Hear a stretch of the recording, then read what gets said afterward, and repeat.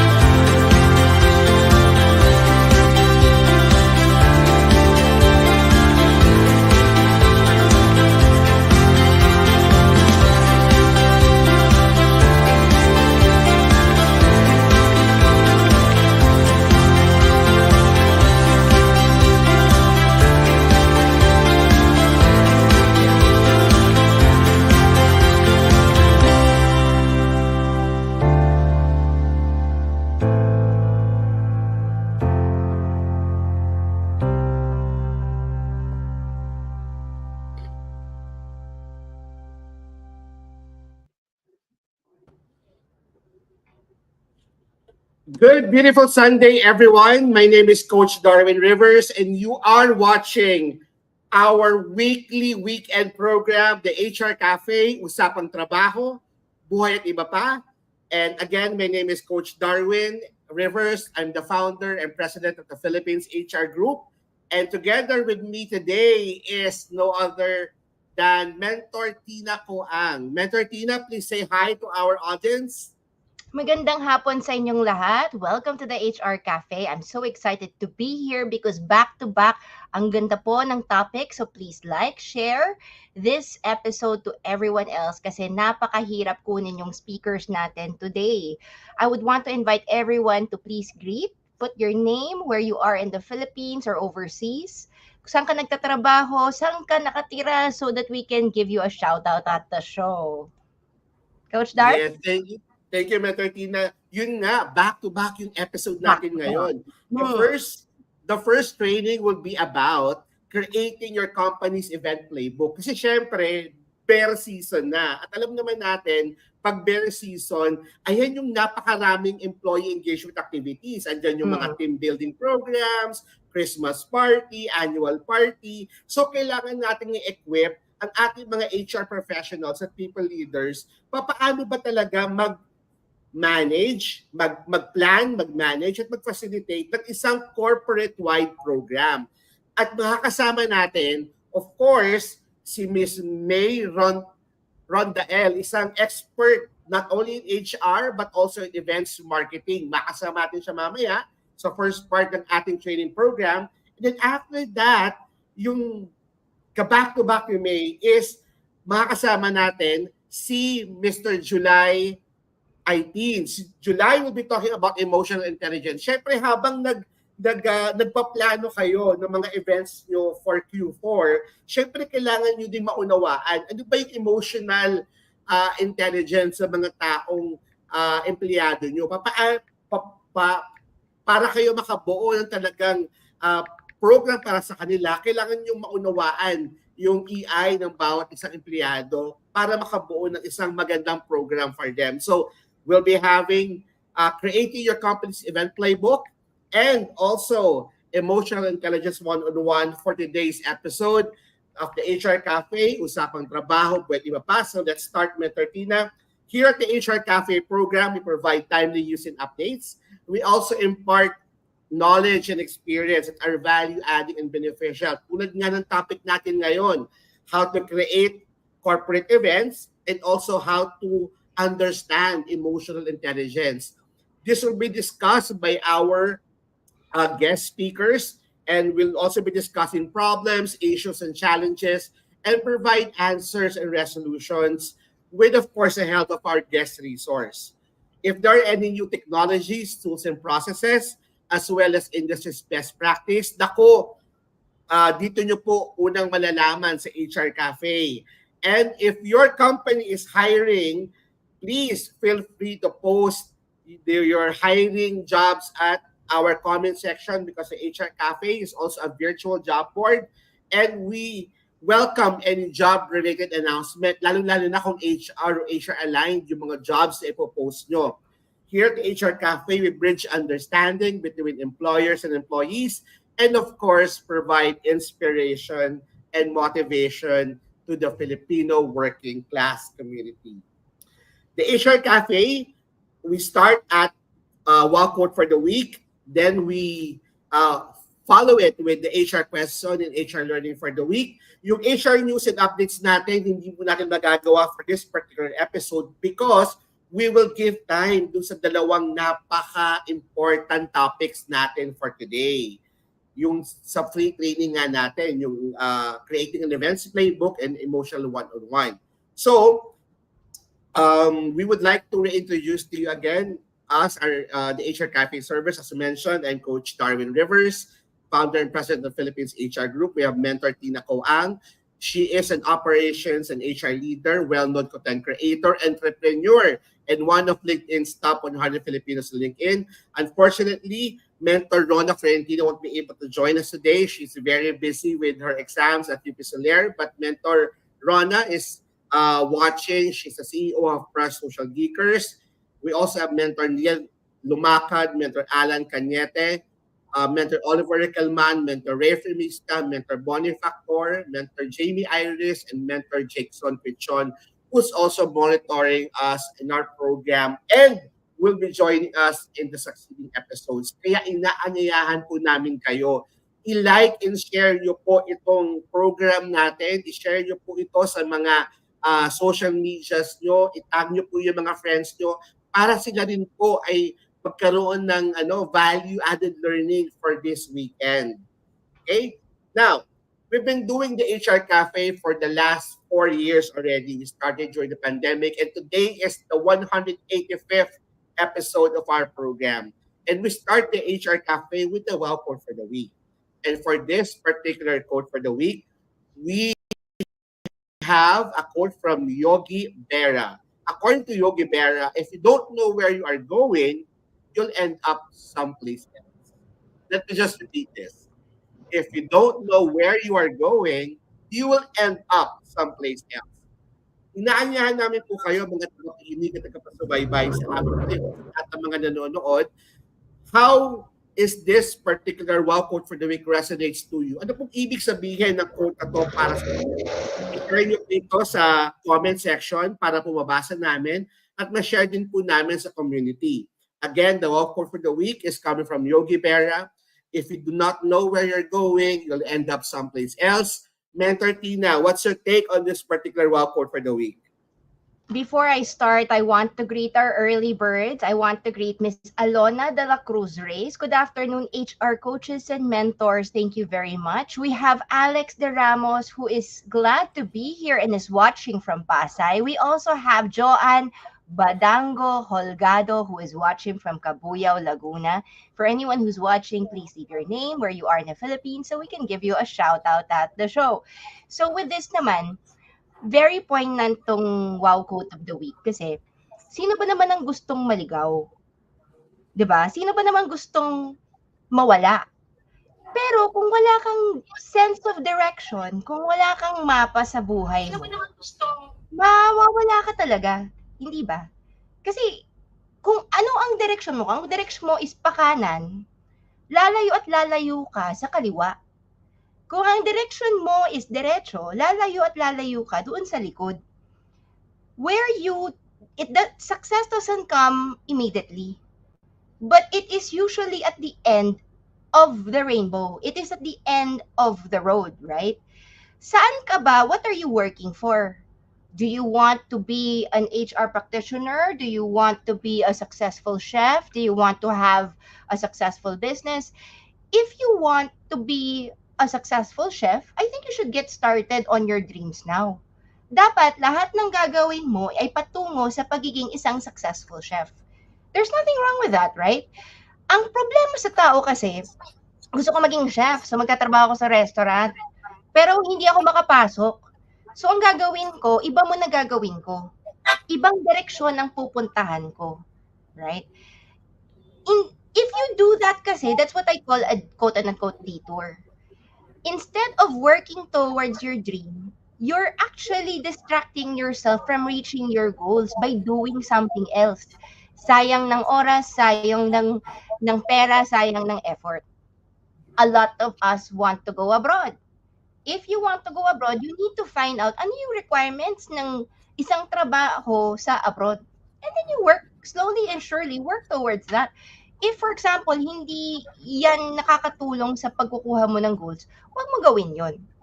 Similar, for example, di ba? Kunyari, ang type mo, may type ka, right? Ang type mo is puti, di ba? So, you should also change the way. Huwag ka maghahanap sa sa reunion, hanap ka sa mga dating apps that caters to what you want.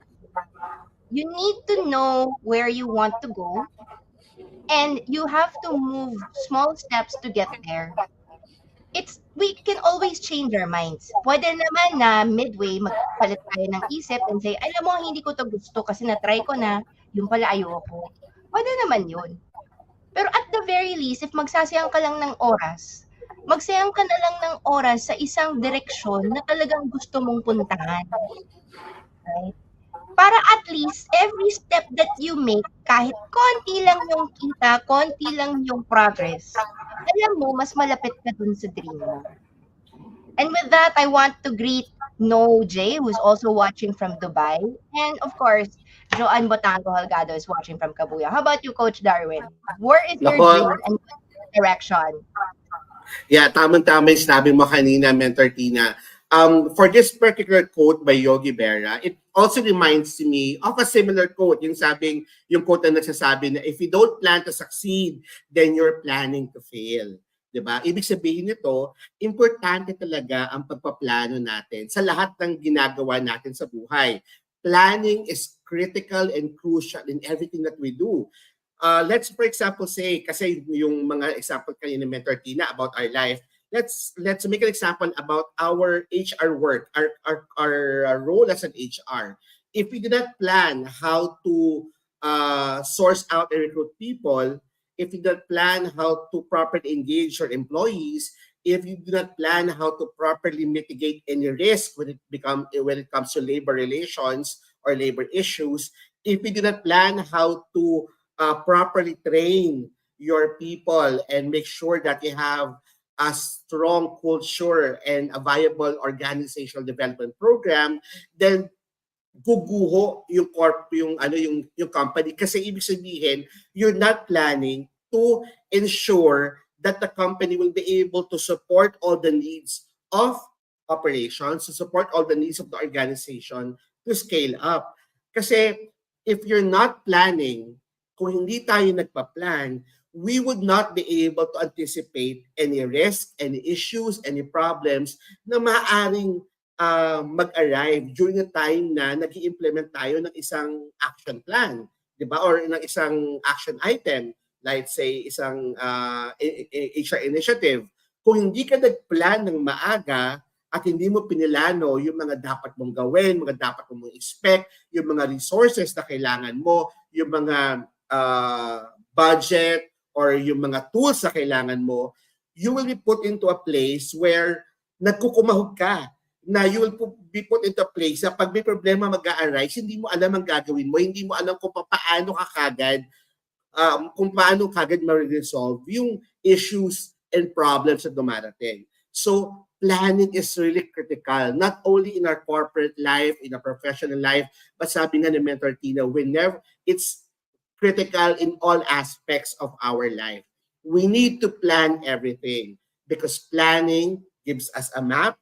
Planning gives us an opportunity to know where we are right now and how to go from point A to point B and to the point of our goals and for us to reach success. So this for me is the meaning of this particular wow quote for the week from Yogi Berra.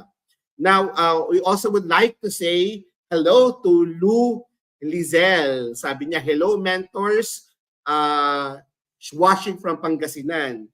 At again, inaanyayahan namin po kayo sa lahat ng patuloy na sumusubaybay, na napakaraming taong sumusubaybay, sumusuporta sa amin. Please like and share our program. Share niyo po sa mga friends nyo, tag niyo yung mga friends nyo. At also, please don't forget, ilagay nyo po sa comment section kung saan po kayo or anong company niyo para mabigyan po namin kayo ng shout out. At para kung ano man thoughts po meron kayo, ilagay nyo rin po sa comment section para ma-share po namin sa ating community. I would also like to say hello to Enrico Lorena Boral, who's watching from Mandaluyong. Maraming salamat. So let's continue our program. HR question for the week. May nag-post ito sa Philippines HR Group. Can probationary employment be extended by employers beyond the 180 days required by law? Ulitin ko ha. So ang situation is, probationary employee siya. Tapos, before niya mag 6 months o before niya mag 180 days, in-extend siya ng employer. Kung pwede ba yun? What's your thought on it? Diba? Please share your thoughts at the comment section. But let's start with Mentor Tina, because Mentor Tina is not only an HR leader, but she is also a businesswoman and entrepreneur. Mentor Tina, any thoughts on this? Isang sagot lang. Wag. Huwag! Kasi talaga, okay, bakit tayo nag-e-extend ng probationary, 'di ba? Kasi feeling natin na kulang yung oras para ma-assess natin properly yung tao na yon. And the question for me is, paano maging kulang ang 6 months kung minomonitor mo naman yung performance ng tao? Kailangan mo bang mag-aksaya ng mas maraming oras para ma-assess ang isang tao para masabi na pasado siya sa mga standards ninyo? Para siya, I have to say it in terms of dating, di ba? Do you want to spend 1 month, 2 months, 3 months, 6 months for somebody naman na hindi tatagal sa buhay mo? Kung may red flags ka nang nakita sa 3 months or 4 months, kunyari may anger issues, hindi ba? Or rude siya sa mga friends mo. Or ayaw niyang makita yung parents mo. Pag kinausap niya parents mo, akala mo kung sino siya. Bakit mo papapatagalan yung relationship na yon? Bakit? Pag pinatagal mo, magbabago ba yung tao na yon? And I think it's very important for us to realize na, wait, para saan ba ang pag-extend natin? Kasi we always say, kawawa naman yung tao pag tinanggal ko sa trabaho. Pag kunyari, kinot short ko yung probation line, syempre, may pamilya, may asawa, may anak. Paano naman siya pag kunyari nilet go natin siya kasi hindi siya pumasa sa standards natin? Newsflash, hindi kawawa yung tao, hindi para sa kanya yung ginagawa mo, at minsan, nagkakaproblema pa ang company pag lagi kang maawain. Hindi na nga bagay, hindi nga nagper-perform, pero pinapatagal mo pa. So ang tanong ko sa inyo, sino bang pinapahirapan mo? Siya or ikaw or yung mga kasama niya sa trabaho kasi hindi talaga siya fit sa role na yon? If it's not working, please do not extend. Legally, it's supporting. The law, the labor code says 180 days lang. Ang pag-extend should be made voluntarily from the side of the employee. But here's the problem.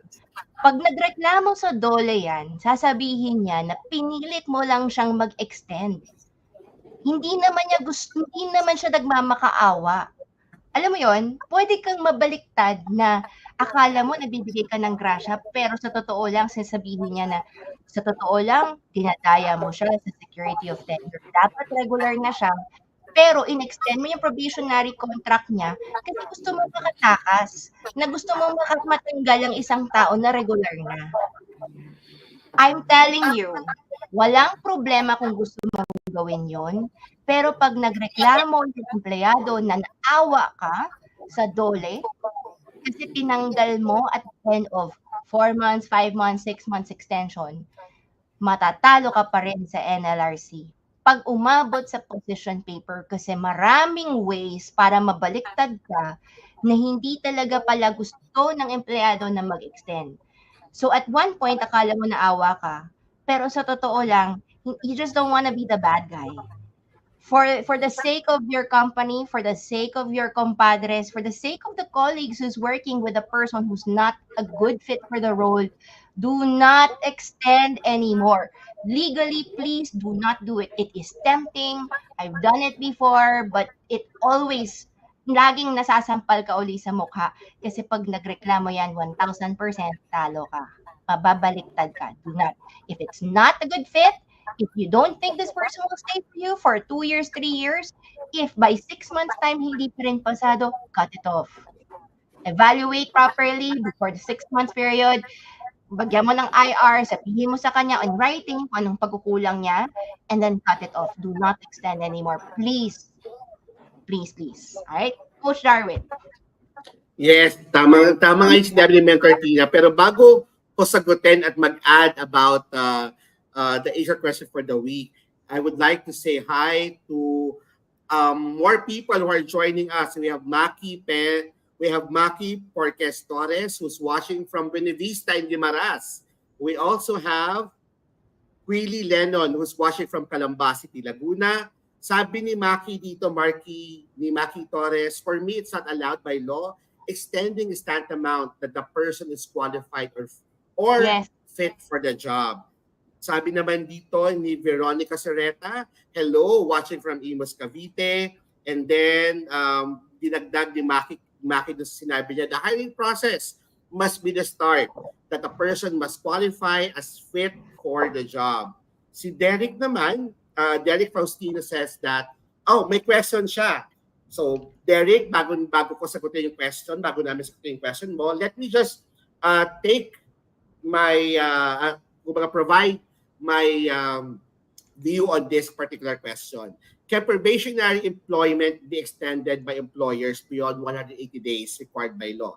Unang-una, unawain natin na the reason kung bakit may probationary period is ito yung binibigay ng batas, ng labor code natin para sa mga employers. Is actually the time given to the employers to assess if the employee is fit, skilled, skill fit and behavioral fit, culture fit to work in your organization. Diba? Yung buong 6 months na yon or yung buong 100 days na yon is binibigay para sa mga employer para i-assess ang isang prospective employee. Now, bakit mo kailangan i-extend kung nag-fail naman siya within the 6-month period? Kasi anong reason kung ba't mo siya extend? Kung nag-fail na nga siya ng 6 months, bakit mo pa siya i-extend? The only way for you to extend is, yung sinabi ni Mentor Tina kanina, if kulang yung mga araw o yung mga panahon na i-evaluate mo siya. Perfect example for this is, for example, you hired someone within the 6-month period, probationary period siya, pero kailangan niya mag-ML or mag-maternity leave. Siyempre, the time na nag-maternity leave siya, hindi mo siya may evaluate. So, hihintay mo makabalik yung tao kasi magsa-stop yung probationary period niya yun kasi hindi naman siya nag-work. So, pagbalik yung tao, saka pa lang magtutuloy yung evaluation niya. Or for example, during the 6-month period, nagkasakit yung tao, kailangan yung hospital ng 1 month or mawala ng 1 month. So, kulang yung evaluation mo. Doon ka lang pwede mag-extend. Pero, you have to be mindful, tama yung sinabi ni Mentor Tina, ang mag-extend ay hindi si employer. Dapat ang hihingi na extension ay si employee. Si employee dapat yung mag-ask kay employer, boss, pwede niyo po ba akong extend kasi kulang naman po yung panahon na nilagi ko for my required probationary period. And then nasa management yon kung i-allow niya o hindi. Now, kung talaga namang kulang yung araw na kanyang inilagi sa trabaho para ma-evaluate doon sa required 180 days, pwede mo siyang extend doon lang sa mga araw or panahon na pagkukulang niya. Halimbawa, nag-maternity leave siya, nagkulang siya ng 30 days, extend mo lang siya ng 30 days na wala siya sa office nyo because of sickness for 30 days, extend mo lang siya ng 30 days. Huwag po kayong mag-extend ng hindi health reason yung issue. Kasi, sa tama yung sinabi ni Mentor Tina, ayon po sa batas, pag anything employment beyond 180 days, technically is regular employee na siya. So, ang dapat yung intindihin is, una, kung mag-extend kayo, dapat health reason siya. Pangalawa, dapat ang request magagaling kay empleyado. Pangatlo, pag-usapan ng management, dapat ba nating extend to o hindi? At anong panahon, anong ilang araw o yung period ang extend natin siya. But I would still encourage employers and HR leaders na wag na last resort na yung extension of probationary period. Kasi sapat na panahon na yung probationary period. Kaya nga ang best practice natin sa HR is we do a monthly evaluation. Diba? Pwedeng every month or pwedeng yung 3rd month and 5th month evaluation, sapat na yun para malaman nyo kung i-regularize nyo ba yung tao. Kasi ang requirement ng law, bago siya mag 180 days, kailangan masabi mo na sa tao kung i-regular mo siya, i-end mo yung probationary period niya. So that is my take on this. And then let's check the questions. Sabi dito, what if the employee went on a legit medical leave for 3 months on the 6-month probationary period? Nasagot ko na po to. If legitimate yung medical leave, kung meron pong medical certificate, recommendation by the doctor, yes, you can extend, but make sure that Documented.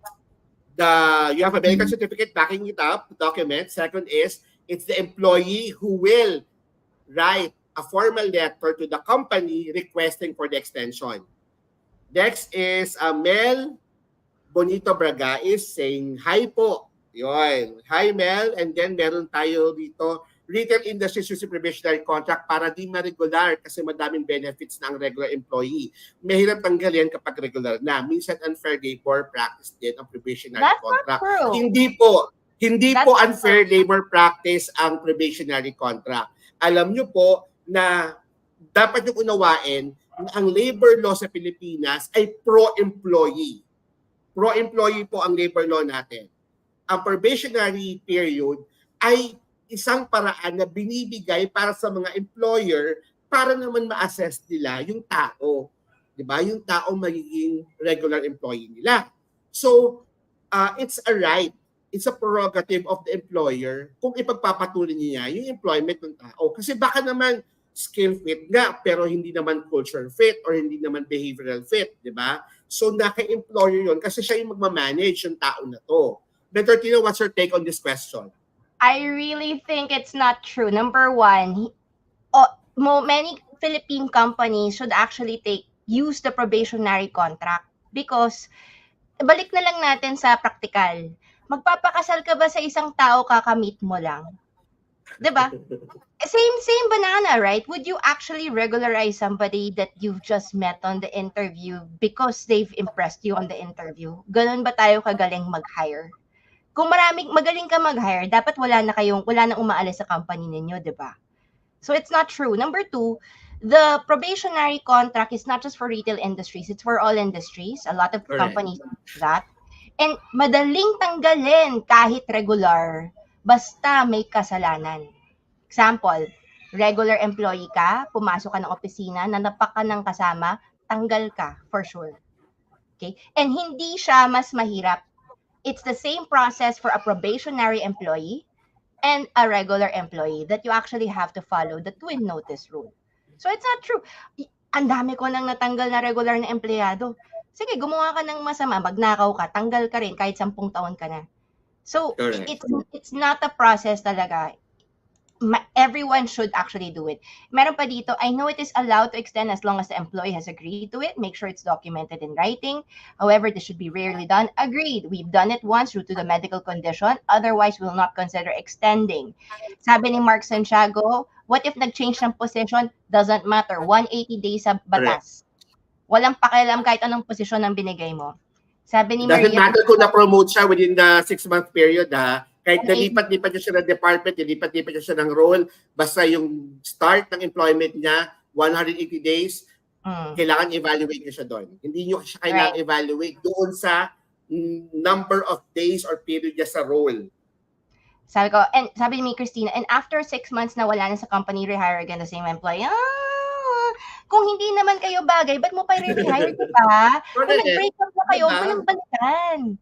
Okay, next. I so love this conversation. This is setting up the mind of the HR, what is legal and essential to understand for us to work with people. Mel Bonito Bargayes, what if the extension is coming from the employer? Kasi performance-based failed yung ilang months and sign naman ni employee yung extension na probate. Irregular ba yun? Put it this way, pag nagreklamo, malaki ang chance regular na empleyado na yun. Please don't. Ayan. Alright. Coach Darwin, do not recommend. No, recommend. Please.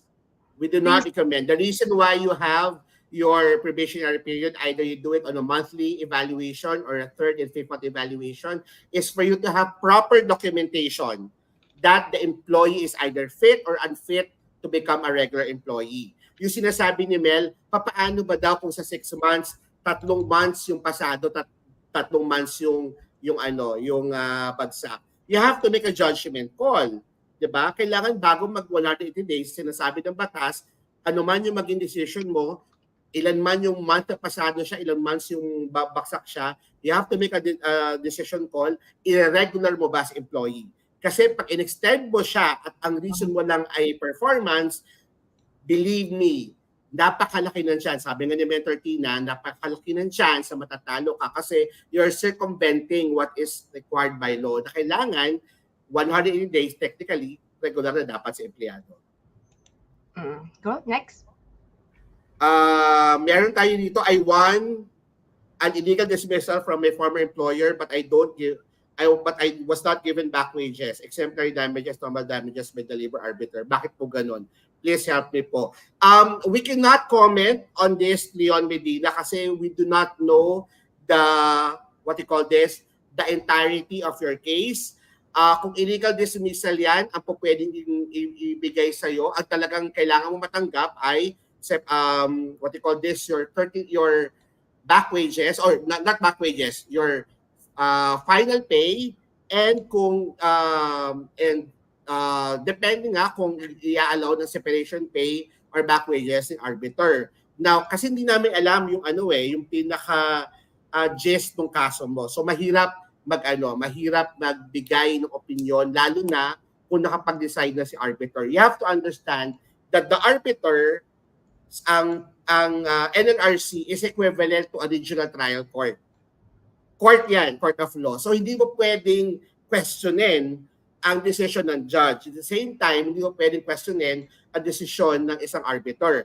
Ma-question mo lang sila through the Court of Appeals. Hindi mo sila pwedeng questionin doon sa decision nila. Kailangan maka-file ka sa Court of Appeals. So kung meron kang question about it, I would suggest na basahin mo yung entirety ng decision ng arbiter kung bakit hindi ka nabigyan ng back wages, exemplary damages, and nominal damages. Kasi yung exemplary damages, kailangan mo malaman na exemplary damages, binibigay lang yan kung gusto ng arbiter na maging example yung case mo para hindi siya tularan ng iba.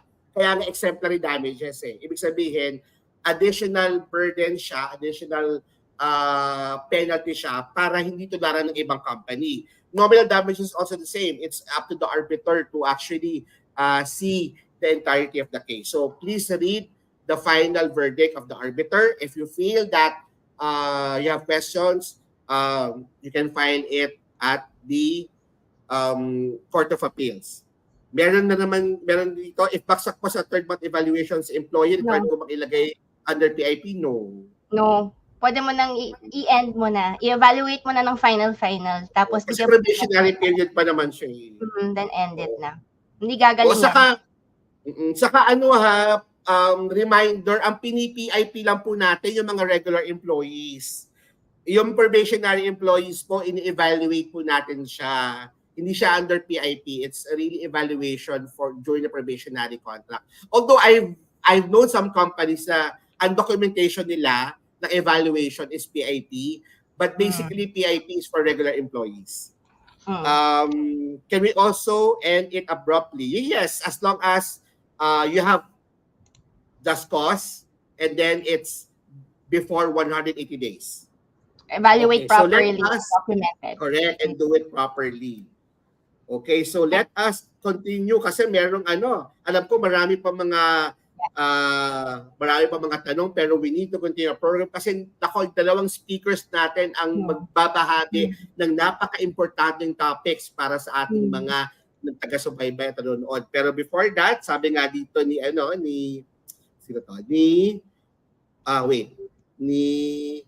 Kobe Tenorio, my Sunday habit. Thanks coaches and mentors. Naku, maraming salamat po. For the past 4 years, the HR Cafe has been your weekly weekend habit. Now let's go to the HR learning for the week. Pay compression. Pay compression is also known as salary compression or wage compression. It occurs when there is only a small difference in pay between employees regardless of their skill, experience, seniority, and job responsibility. Nangyayari ito pag nagkakaroon ng movement. Yung perfect example, pag nagkakaroon ng salary wage movement, pag nagsasabi ang Congress na kailan magkaroon ng salary adjustment or ina-adjust sila yung tawag dito, yung minimum wage, nagkakaroon ng wage distortion, nagkakaroon ng pay compression. So may paraan yan para maiwasan kasi pay compression would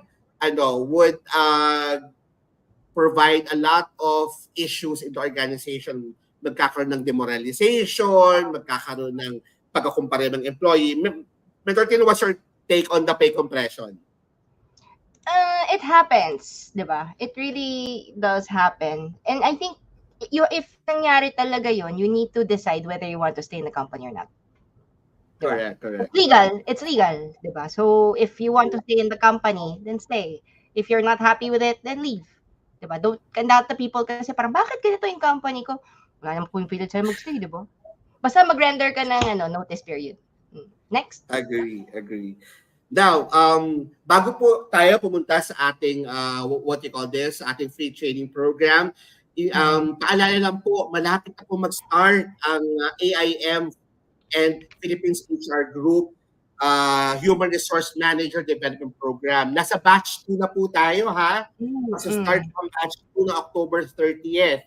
This is from October 30 to December 6. Karamihan po ng mga classes is virtual or online.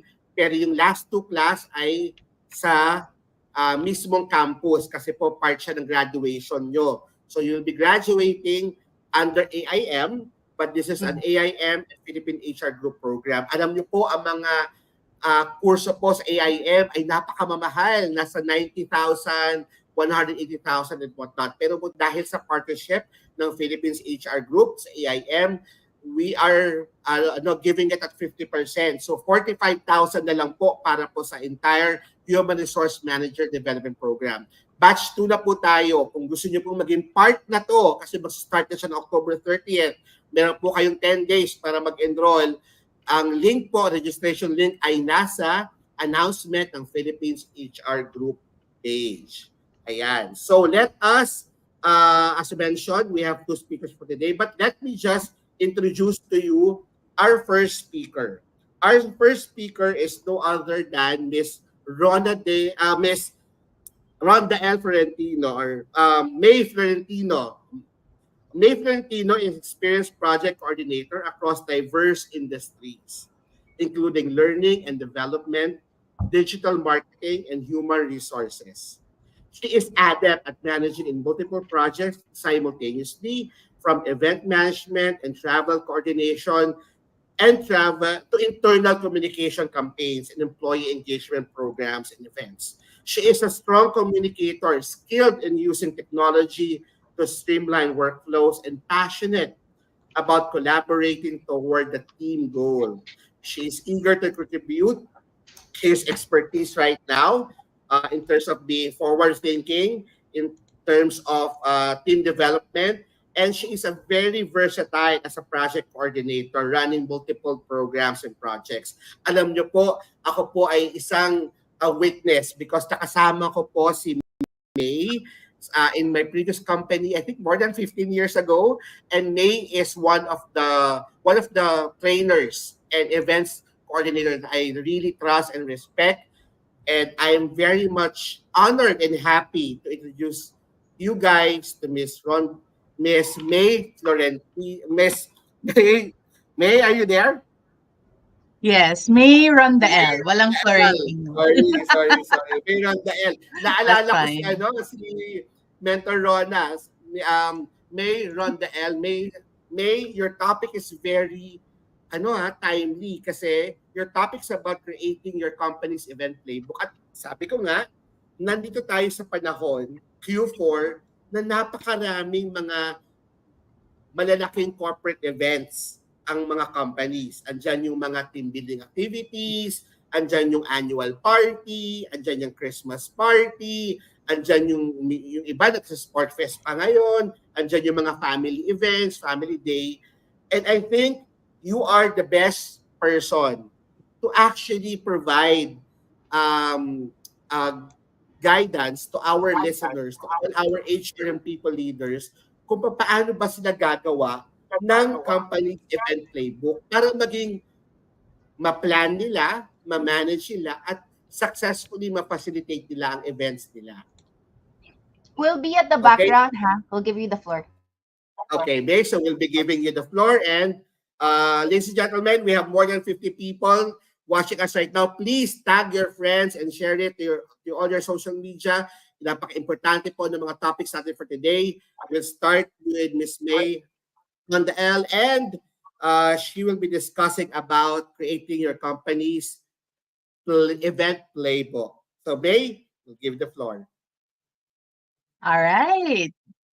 Magandang hapon po. Good afternoon. And to those that are watching from all over the place, good afternoon to everyone. So today our topic is going to be about creating a go-to event playbook for your company as HR professionals. So the first thing that I would like to ask with you guys is, um, we've been taught by John, by Covey, and also he said that we have to begin with the end in mind. And then we also have the one that says, like, you have to start with the why. Okay, so the first thing that I would like to remind everybody is that for creating an event, the power of the event starts with the why. All right. So let me give a little bit of background about bakit ko to sinasabi. So I've done events for various capacities. I've done sporting events in Southeast Asia. I was in paintball. I was in surfing events. At the same time, I was also given the capacity to do corporate events with a BPO that I worked with, Heart Hanks. And in that capacity, I was able to do the different kinds of engagement events, big rec events, and then at the same time, I was able to also handle the smaller events like Christmas, um,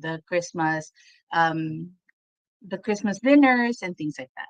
So medyo marami na po akong natutunan. Aside from that, I love to volunteer for events. I don't have to be, I'm not usually paid for these kinds of events, but usually from volunteering for events, you get to learn more things about it. So one of the things that I learned from being in all of these events is usually an event is easily determined as successful kung alam natin bakit natin ginagawa yung event. So why are we doing the event? So kayo, if you're either the one that really organizes the event for a company, or kung kayo lang yung nabigyan ng task to do this event, you have to ask yourself from the get-go, pag binigay sa inyo yung project or pag binigay sa inyo yung task as POC, dapat tatanungin nyo bakit. Okay? Now, some of the things na determine, or what some of the main things of the why is, we are either doing it for employees or we're doing it as business focus. So some of the things for employee focus events are to boost morale and engagement. So yun yung primary why nyo. Improve teamwork and collaboration, strengthen company culture. We also have training and development, or to improve communication within the team or within the group or within the company itself. So these are more of employee focused. And then you have your business focused ones, which are like promote brand awareness, and the loyalty. So nandito lumalabas yung mga rec events and things like that. Generate leads and sales. Let's say, for example, you will host, or your company would like to host a dinner or would like to host a gala night just to bring everybody together. So those are the kinds of things that would do that. We also have network and build relationships. So let's say we have partners in the community, or we have like a network we'd like to foster and to get to know more about these people or connect them together. So that could also be a why for the event. Now the why creates a map for you. Okay? Nandiyan kasi tayo mamaya sa risk mitigation, nandiyan yung budget and things like that. If you know your why, you will also know what are the indicators that would tell you that your event was a success. Pag hindi clear yung why natin, hindi yung clear yung success indicators natin. Doon tayo nagkakaroon ng problema kasi paano mo masasabi, maganda pala yung event, maayos yung event, na-fulfill ng event yung objective. Kung at the start, hindi clear sa inyo kung bakit niyo ginagawa yung event. Nandiyan na rin yung, if the event why is not clear, nandiyan yung pumapasok yung, let's say, someone with a stronger voice that would say, ay, pasok natin to, ay, pasok natin yung ganyan, ay, pasok natin yung ganito. Lalo na pagdating sa flow ng event nyo, lalo na pagdating sa guests sa event nyo, performances, artists, mahirap maayos yung budget at saka mahirap maayos yung flow kung yung why nyo hindi din klaro. Nandiyan na rin tayo pagdating mamaya sa venue. Pag hindi klaro yung why, hindi rin tayo makakahanap ng appropriate venue. Diyan tayo nagkakaroon ng problema sa budget, diyan tayo nagkakaroon ng breakdown in communication. So, for you guys or the ones that are here, lalo na yung mga nabibigyan usually ng event planning, I just want to hear real quick on the chat, ano ba yung usual events or the why in your events na ginagawa nyo? Employee focused ba siya? Business focused? Mix? Pwede din yun. Hybrid as they call it. I'll give you about a minute or two to just type in the chat. Ano yung mga usual event reasons kung bakit kayo nag-i-invest in an event?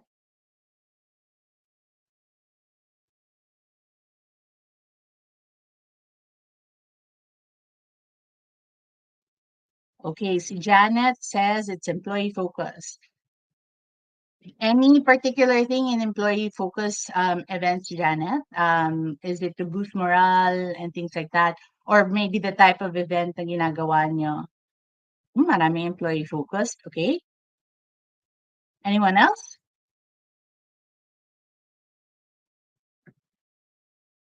Wala ba dito yung mga gumagawa ng gala night to network and things like that? Okay. All right. Now, mandated daw. Okay. Naiintindihan ko rin yan. And awareness raising. Okay. Hi, Sukat. Thanks for coming in. Okay, business focus, sabi ni Miss Lynette. Training and development. All right. So thank you. Keep it coming. I'd love to read kung what are the reasons that you are coming up with your events or you're investing in events.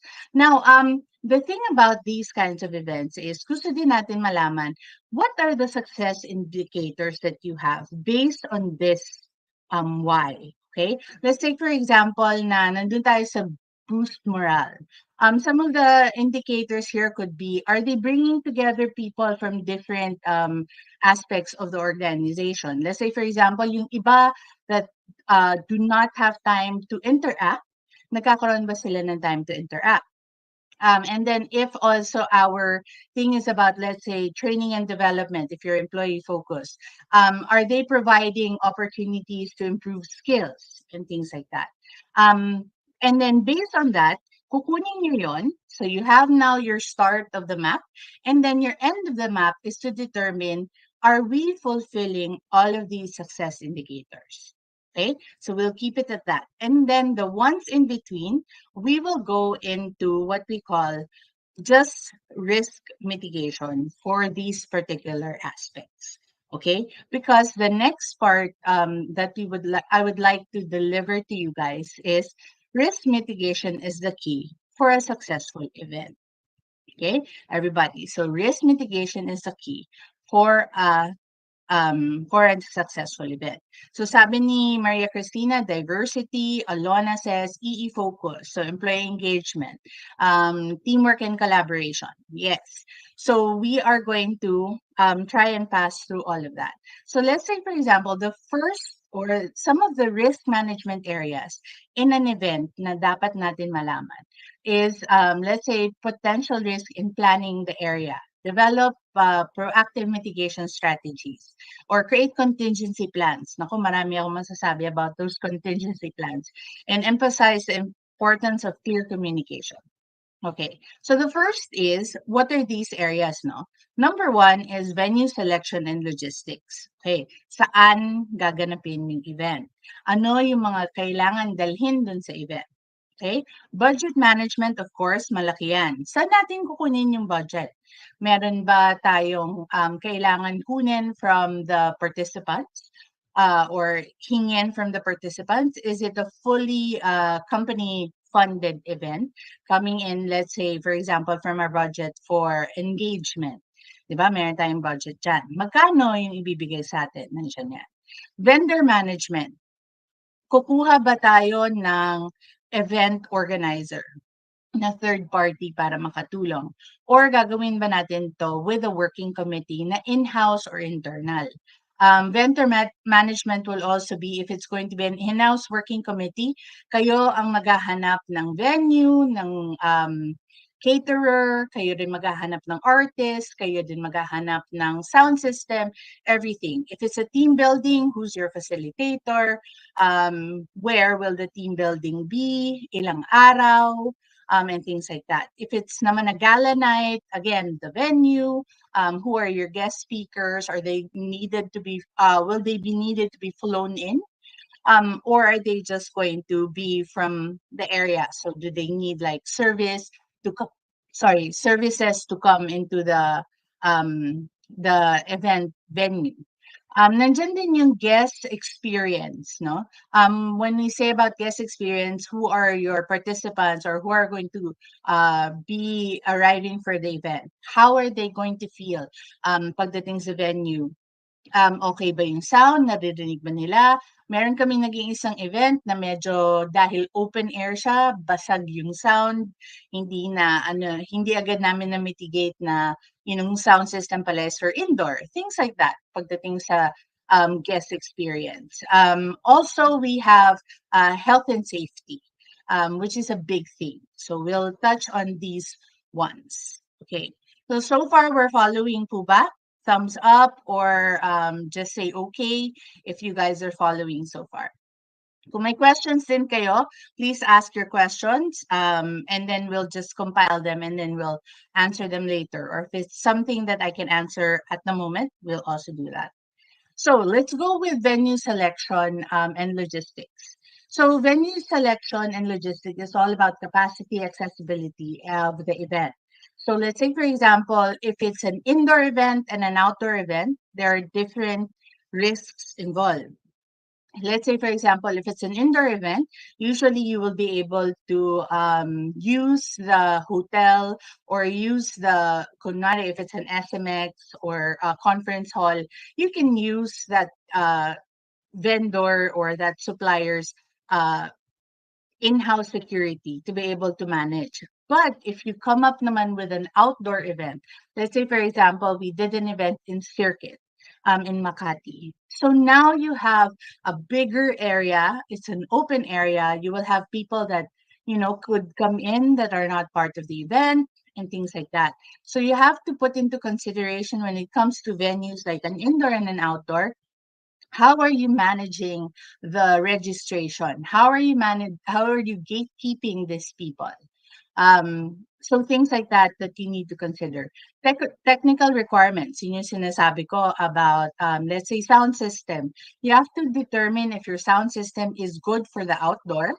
And then a sound system that is for indoor is also different. So you have to be able to map that out. You have to be able to consider that. Catering and FB arrangements.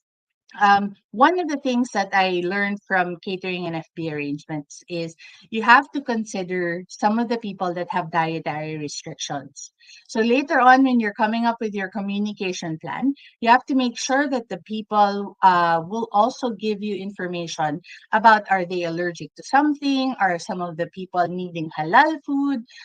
If you are more of an international organization, do they need kosher and things like that? So you also have to put that in consideration. F&B arrangements, lalo na if it's a rec event, marami dyan, ang pinaka-primary concern is catering and or food and the beverages. Nakukulangan, or minsan para sa kanila, wala naman pala, konti lang yung alak or things like that. So if your why is going to be let's say, boost the morale or just to have fun and bring together the entire company, you have to consider that that is going to be one of your biggest cost centers.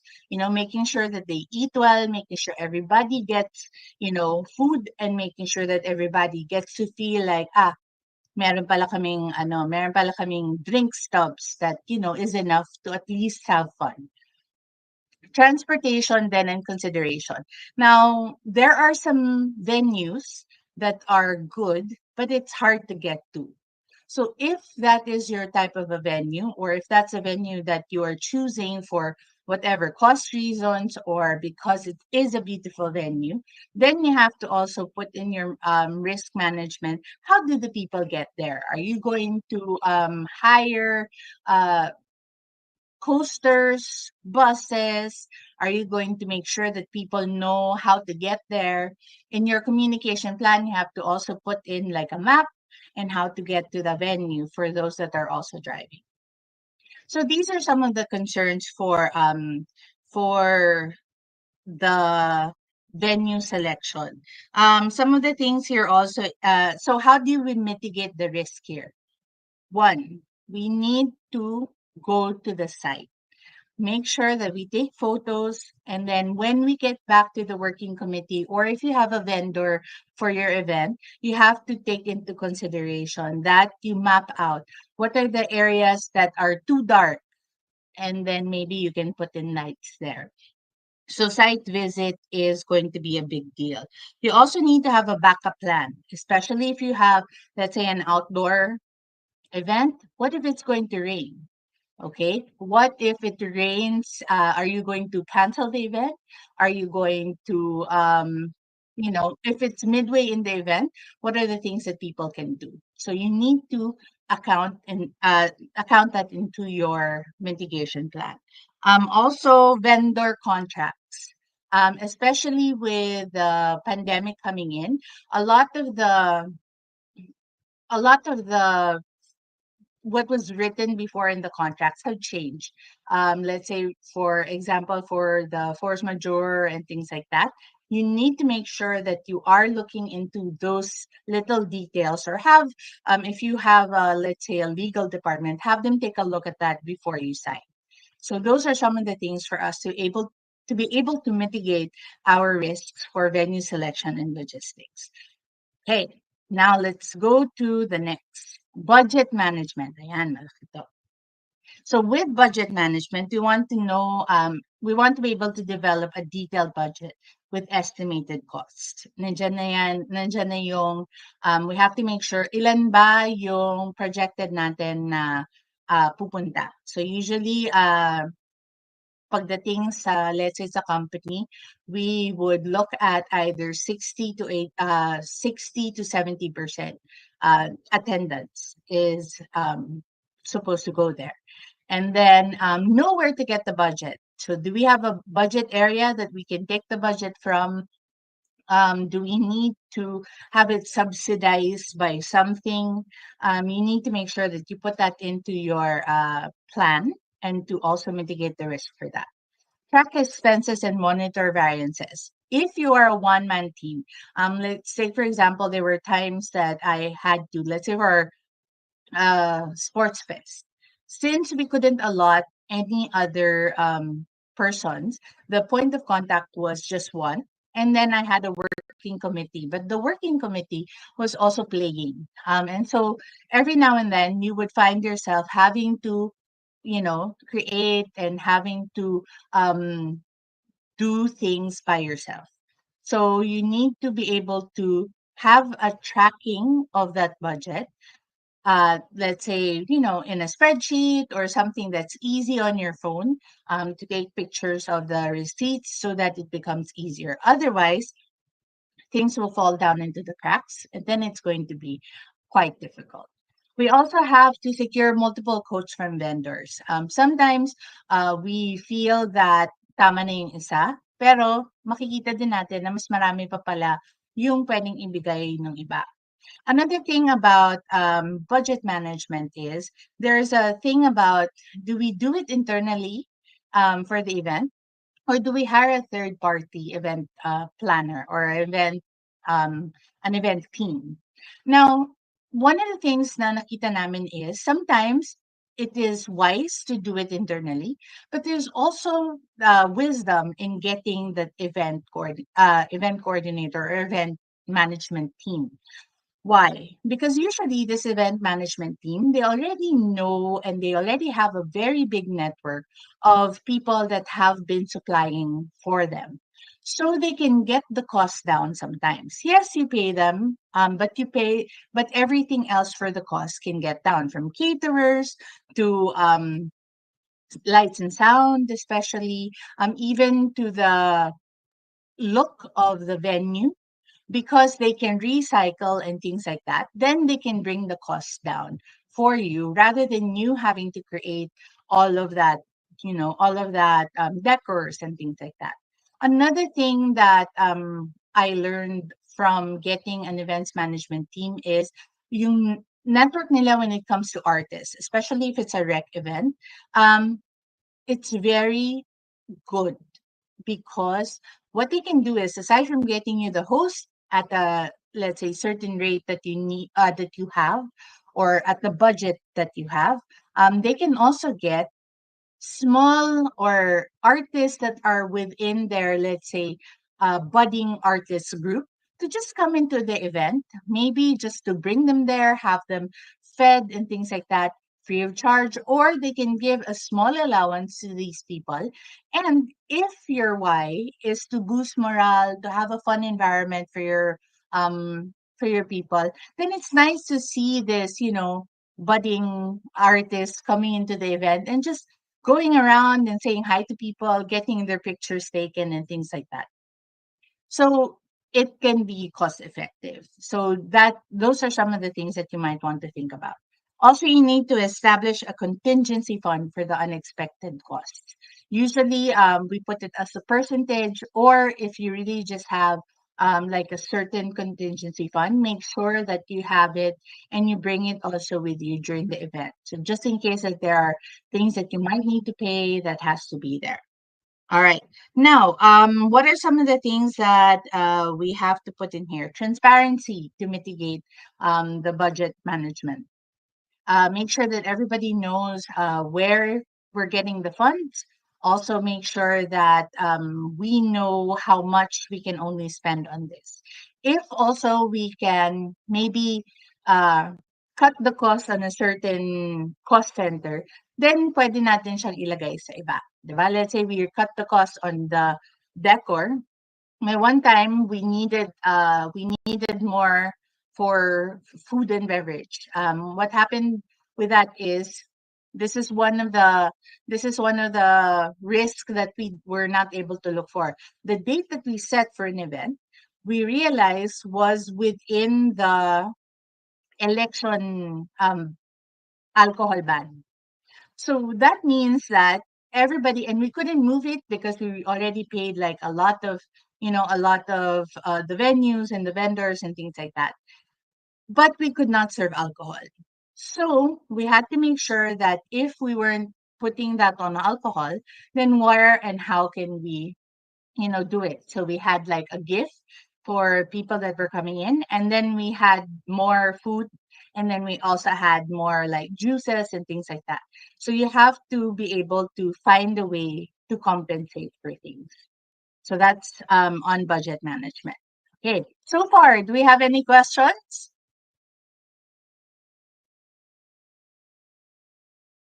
Okay. Parang wala. All right. Now, when it comes to budget management, again, we have to make I will just give you the time, cost, and quality triangle. Okay. So if we want the cost down, usually we will need more time, and the quality is to have the quality still at the constant. Okay. Now, why do I say that? Because if we want to do things internally and we don't have the budget for, let's say, a third party vendor, then these working committees also have their jobs, right? We're just going to get people from different volunteer groups, from your different, what you call this, from the different departments, sorry, from the different departments. So what you need to take into consideration is, if you have meetings, then they would have to sacrifice their time. So if you will do it internally, you might want to stretch your time for planning. So instead of the usual 6 months preparation for a big event, make it to go to 8 months and things like that. Now, if you don't have the time, then you have to make sure that you have the consideration for the cost. Otherwise, the quality might go down.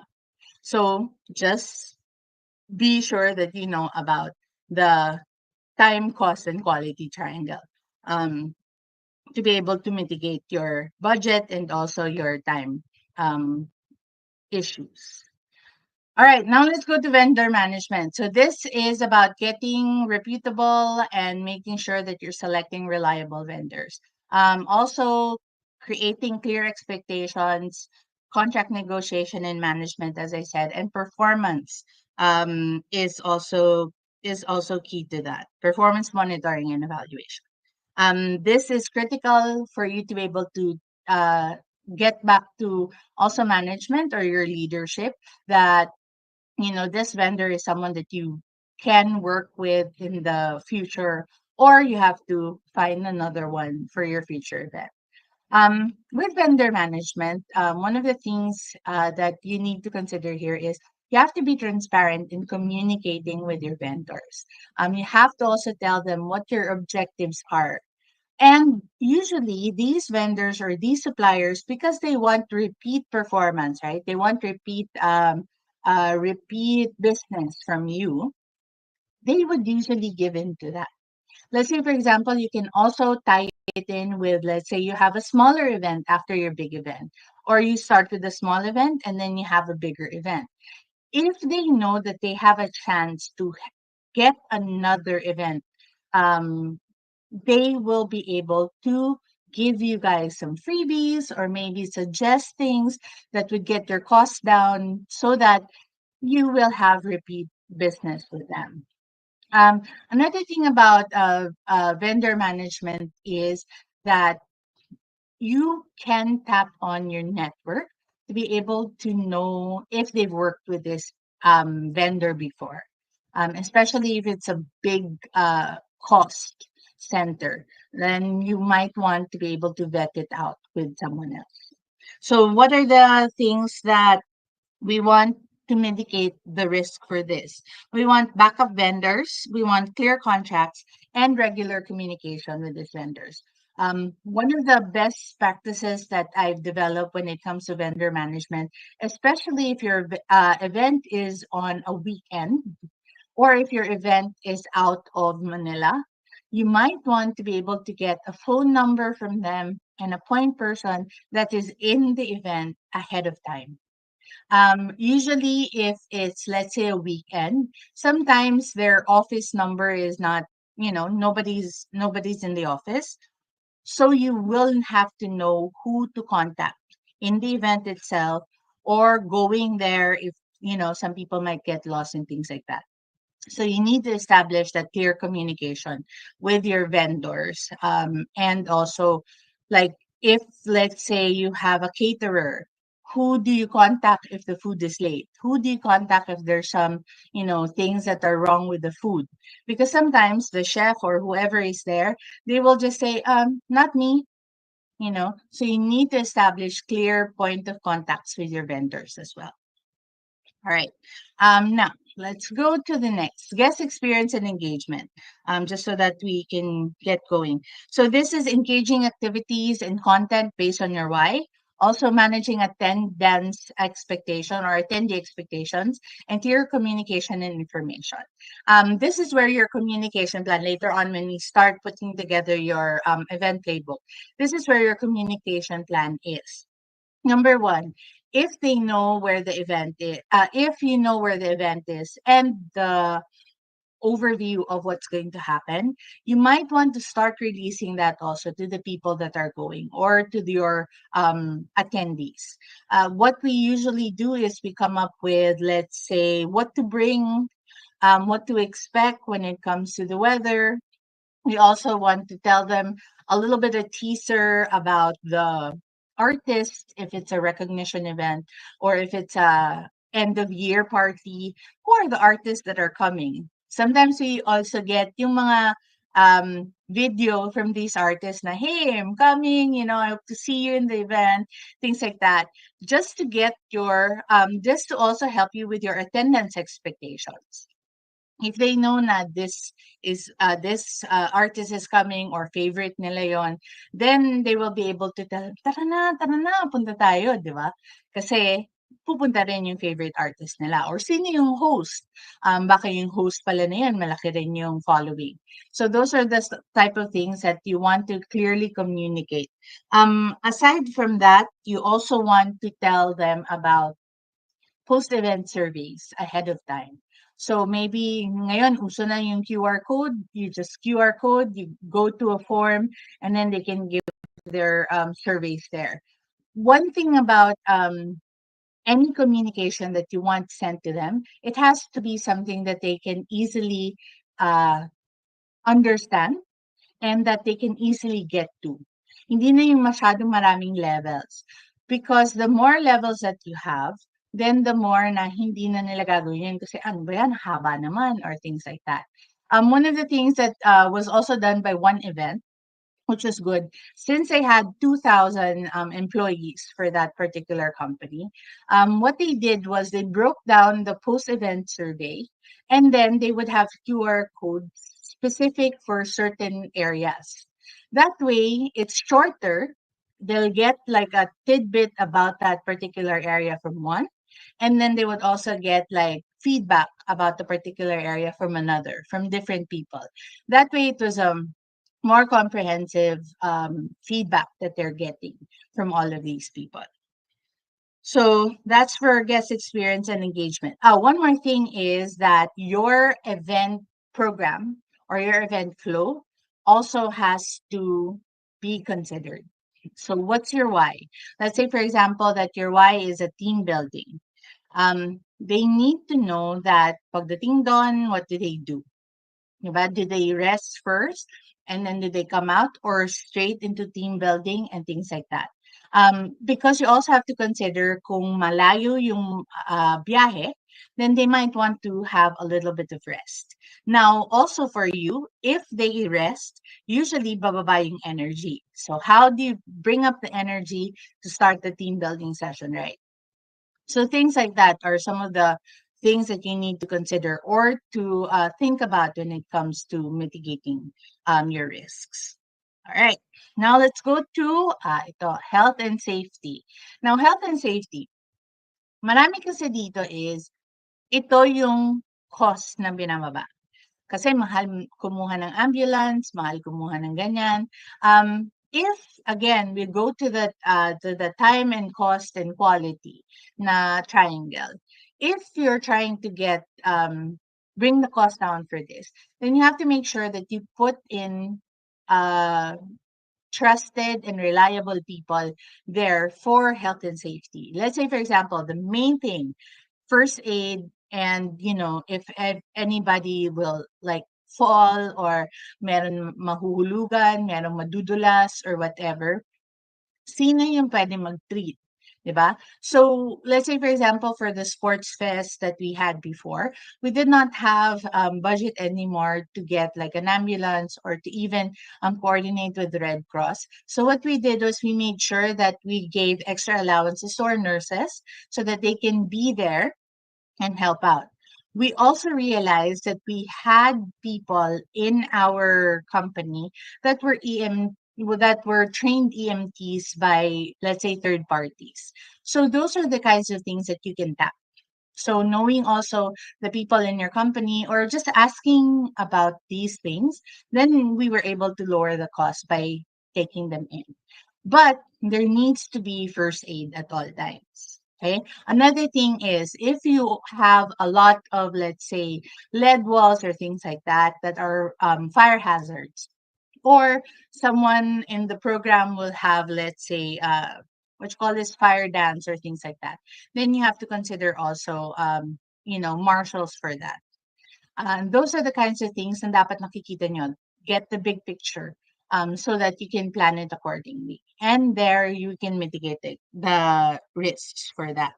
Another thing is always have, this is one thing we learned when we were doing mountain hikings. So in climbing, there is always the first one who we call the surveyor, and then there will always be a sweeper. right, at the back.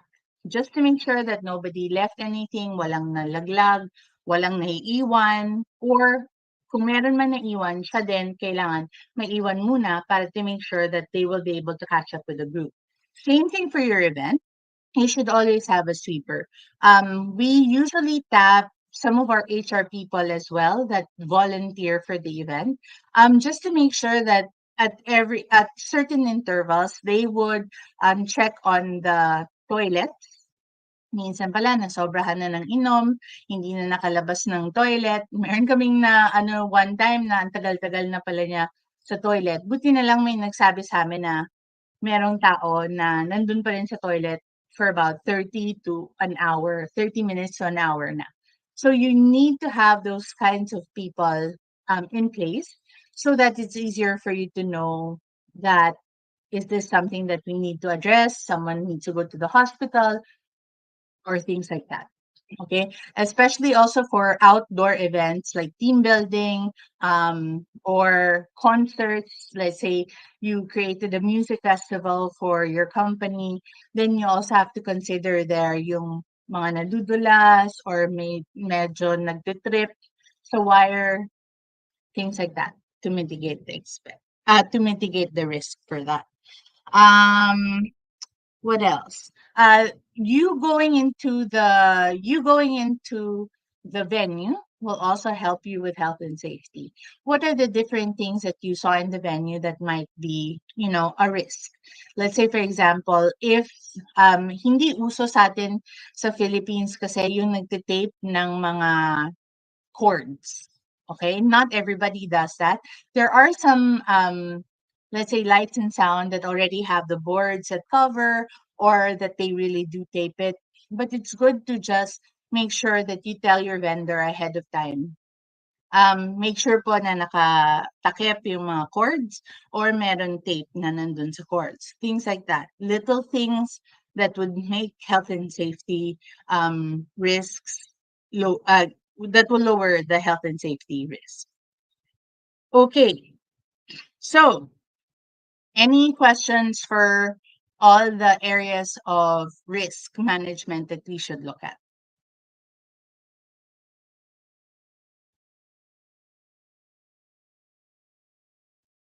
Okay. Hold on. No question? All right. So let's now build our playbook. Okay. Now it depends on it depends on what you are comfortable with. It could be in a Google shared folder, and then it has different kinds of documents. It could also be if you're very knowledgeable on Notion. It could be Notion that could be shared. It could be on your internet, or like me, handy dandy Excel spreadsheet. I have different tabs for it, and then I can just share like the entire sheet to someone, or isolate the tab and then share that with somebody. So it depends on what you are comfortable with. Now, in planning or building your event planning playbook, what are the things that we need to be in there? So we want to document the event process. This is also good for when you might have to give it to somebody. That's one thing that could be a risk. Paano kung may sakit ka on the day of the event? 'Di ba? Buti na yung meron silang something to look at na kompleto. Also, assign roles and responsibilities para alam din ng mga tao that are looking at the event who are the point persons for certain things. Also, establish communication protocols, which is very, very particular.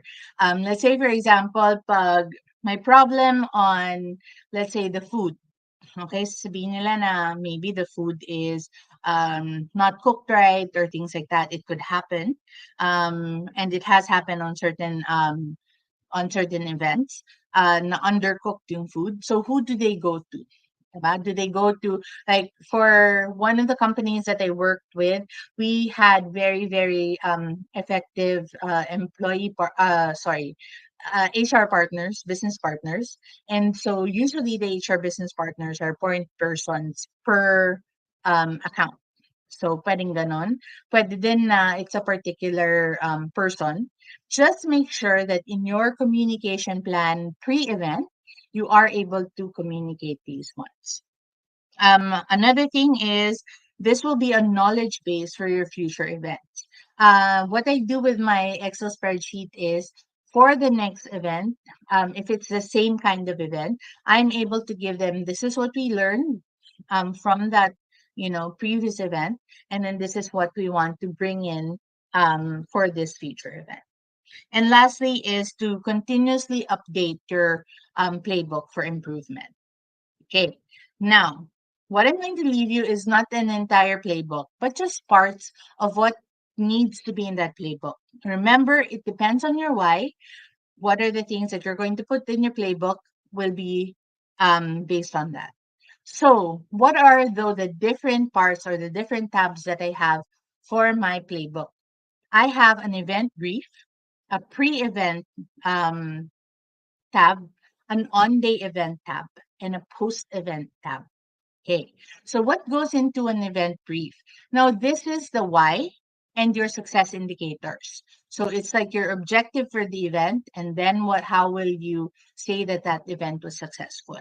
Okay, the event brief is basically a one pager or like one document that could be given to your uh, uh, to your company leaders, to be given to some people that are coming in for the event that are from an external or third party, so that they know what's going to happen in the event. Um, some of the things that are here also are your guests who are going to be your VIPs. Do they need to be brought in from the airport? Do they need to be brought to a hotel? Things like that. So everything about your guests, your VIPs, will be in that event brief as well. Your RSVP snapshot, meaning who are the people that are attending the event, whether it be your employees or whether it be if it's a gala night, whether it be those people that you invited from the industry that you're in, that has to be in there. Agendas also and the program workflow. Agenda if it's a conference, if it's a team building, or if it's let's say a training or learning event, and then a program flow if it's like rec events and fun or team building leisure activities, and then your communication timeline. So when do you release the theme for the event? When do you release the dress code? When do you release the map? When do you release the teasers for the people that are coming in? Or teasers for, like, if it's a training event or if it's a learning event, what are they going to learn? Okay. If there are also different other links that they need to go to, when are you going to release them? So the communication plan will be there. So again, the event brief is like everything that they need to know about the event in one document or in one tab. Now, for the pre-event tab, these are your working groups. Who is your working committee? Who is your event management committee? And who are the point persons? This is where they go. The point persons. What are your budgets and your costs? This is also a good place for you to put in your estimated budget and your running budget, like how much is already spent on this, so that it's easier for you to track. Vendors and suppliers, contact numbers, what are they going to do, who are the point person when it comes to the day, and things like that. Also, your technical requirements are here. Also, if you're dealing with artists usually have technical riders, wherein they would ask for certain things to be brought into the green room or into where they will be held, so that has to be captured here as well. Any other wish list from, let's say, your leadership, could also go here. It's a pre-event na tab. And I believe that processes. So if it is a rec event, if it's a rec event or if it's a employee engagement event and there are nominees, okay, or selection that needs to be done, you need to have a tab for that? What is the process? Who are the nominees? And uh, who will be the people that will be given awards for that particular event? Usually I'll have it in one tab, and so that it's easy for me to refer to that. It's also easy for whoever will need to create the trophies to know how many trophies is needed and if there are like design aspects for each trophies. So it's good to have it there. And then the on day is going to be your seating charts, your point persons. Remember when you wanted to mitigate, who will they go to if the concern is about this or that? Who will be your point person for registration and things like that? And then lastly, for post event, yes. So for post event, we will have your post event analysis and any survey data that you have. All right. Now, so just the key takeaways for here is you need to start with the clear why and define your success indicators. The success indicators are at the end, you will ask yourself, was this met? Were these met? So that you will know the event was a success or not. Also, prioritize risk mitigation in all the planning process. You have your areas, make sure that you think about everything for that area. Also, create a comprehensive event playbook so that you have things in order and you can easily go back to that playbook. All right. And lastly, continuously learn and improve from each of the events. Okay. Always have uh, what uh, what went well, what could be improved, and other things or learnings that you have for that particular event. All right. So, since we don't have any more time, and I still believe that July is there with a very good topic. My name is Mhay Rondael. I'm a project coordinator, and I do different kinds of projects. If you'd like to get in touch with me, my email address is mayrondael@gmail.com. I do anywhere from events. I also do training, and I do consultation, business consultation. Uh, and my LinkedIn is also there. All right. Sorry about May, that. there is a Yeah, May, thank you for that very, tawag ito, napakadami mong sinabi na very important in terms of creating an event. But there is a question here asking, Yes. if I am an HR leader or I'm from Mm-hmm. HR and I would like to propose a big event for the company, how would I be able to justify the cost of that particular event to my leaders? Paano ko siya i-represent sa mga leaders ko na una, this is the event, this is the cost, and why is this important? Kasi syempre, as we all know, the Mm-hmm. leaders would like to always know what's the ROI of that event, what's the impact of that Yes. event to our organization. Yes. What's your recommendation? So if it's an internal event, it's usually the impact. And again, the why, knowing the why for that event, why are you creating that event, will help you in trying to create that proposal. Okay, so again, the areas that we have, is it going to boost employee morale? Is it going to create learning and therefore, be able to, let's say, have a faster process because everybody's going to know? Or is it going to be what you call this business focus, wherein people are going to get to know like processes and things like that? So if you have that in the success indicators, you can tell them, if this is where we are, this is where we want to be. Now, the good thing about the employee playbook also is, if you've done this event in the past or something similar, you will have data from that event to help you bring that proposal, to make it more powerful. Because you will say, okay, in this previous event, we had this. And what we were able to do was to boost employer morale, that, people were, let's say, interacting with each other. They were, more cohesive and things like that.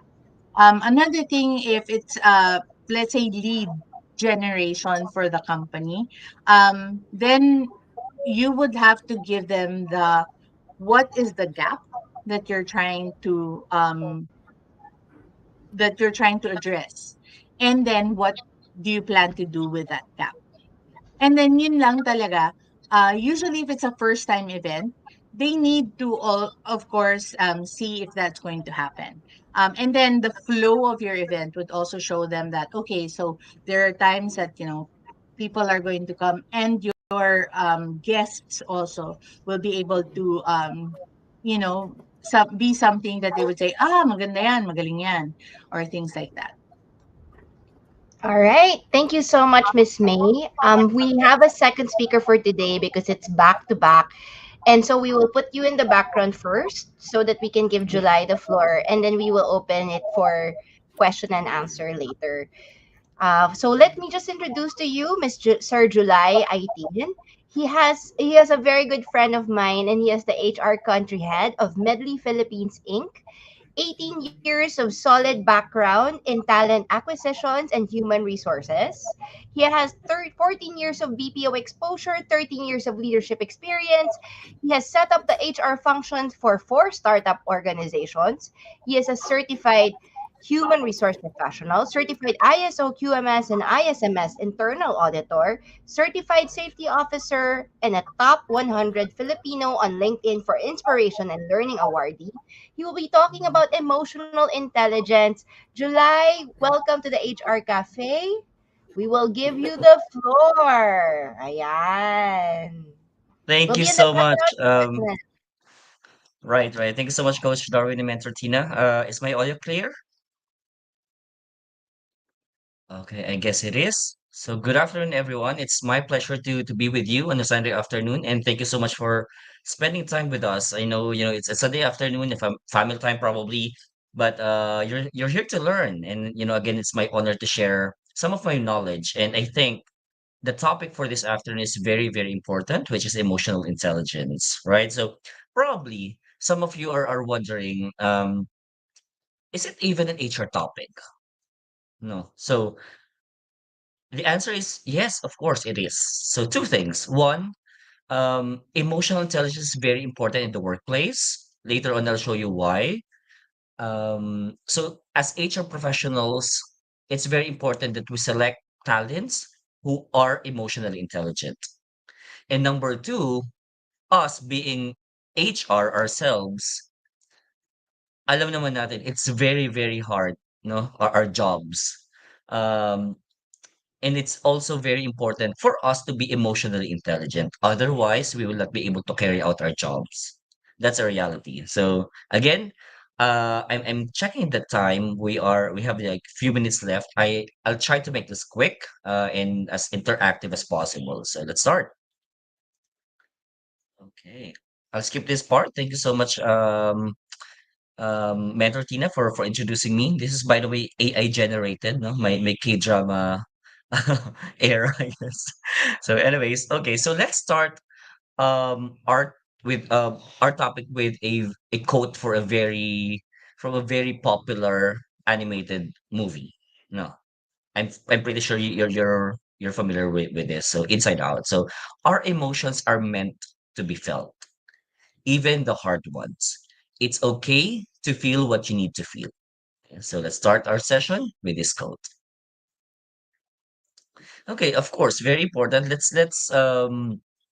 know first, what is emotional intelligence, by the way? Very simple. So, emotional intelligence is the ability to identify and manage your emotions.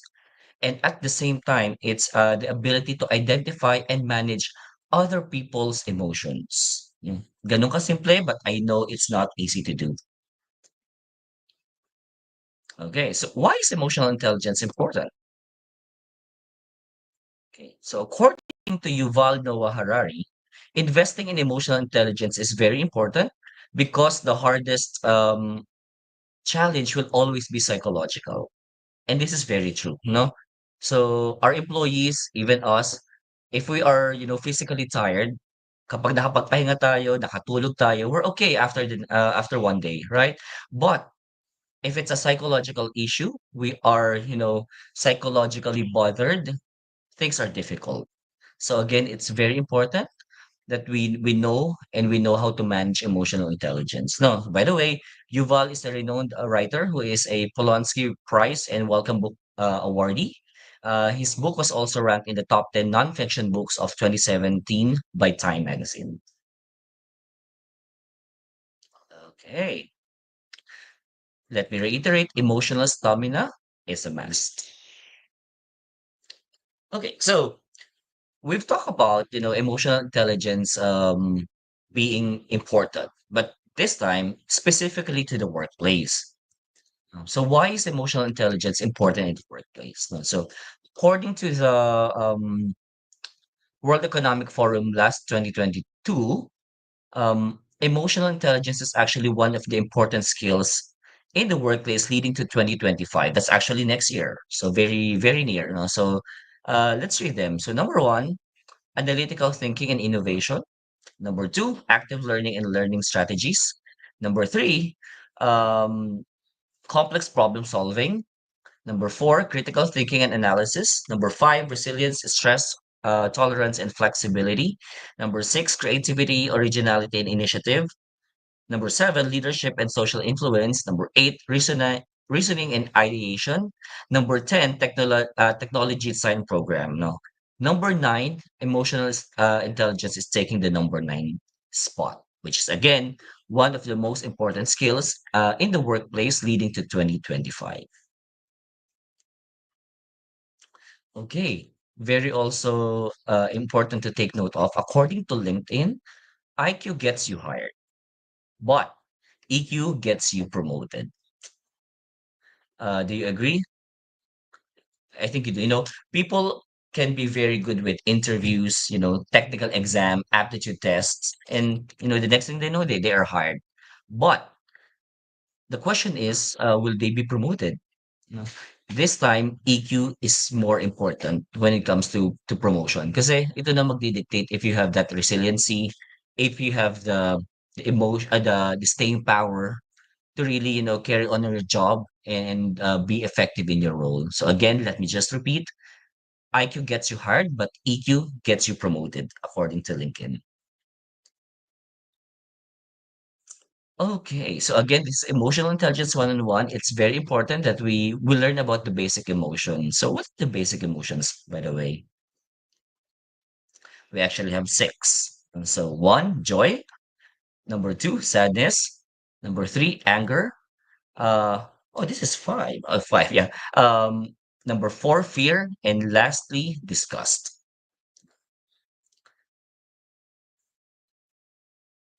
So there, this is very technical, but also very important to know, no? So the key to understanding emotions, no? So kasi tayo, palagi natin na-associate ang emotions sa heart.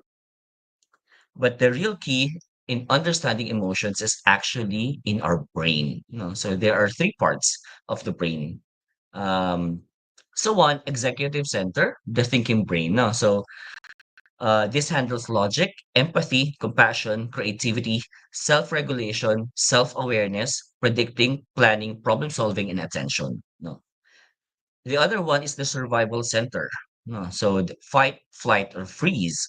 So this actually regulates automatic functions like breathing, digestion, heart rate, sleep, hunger, instinctual behaviors, and behaviors that sustain life. No, again, because it's all about survival. No.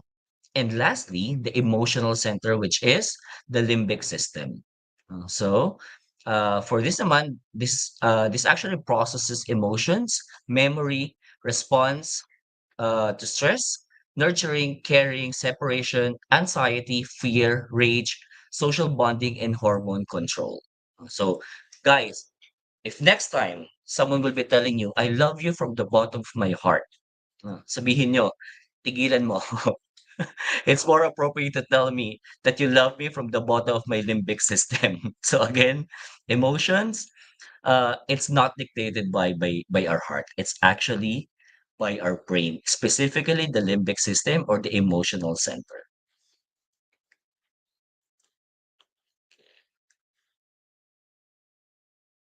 Okay, so I guess it's nice to have a little exercise. So we've talked about the basic emotions, and again, emotional intelligence is all about understanding and managing emotions.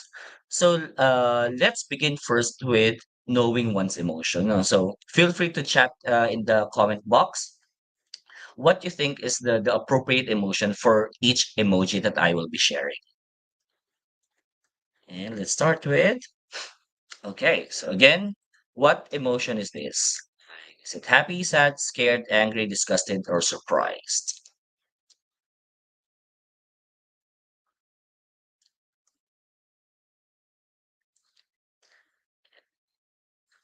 Coach Gina, I'm not seeing any, I'm not sure, but I'm not seeing any comments, but probably, I can proceed later of time. Okay, there. Yep. The answer is, this is anger, or he is angry. That's correct. Thank you. Second, what emotion is this? And again, these are your choices. Happy, sad, scared, angry, disgusted, or surprised.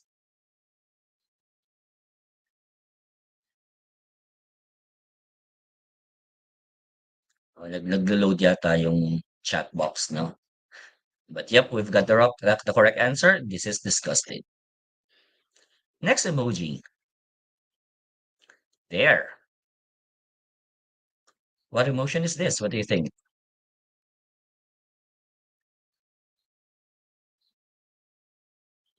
Okay, thank you so much, Denzel. Correct again. Happy. The emotion that we have that we all want to have. But then again, guys, all emotions are important. Okay, how about this? What emotion is this?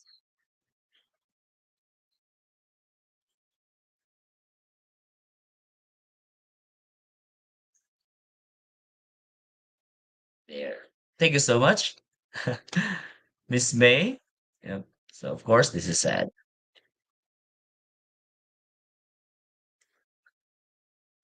I think this is the last one. What emotion is this?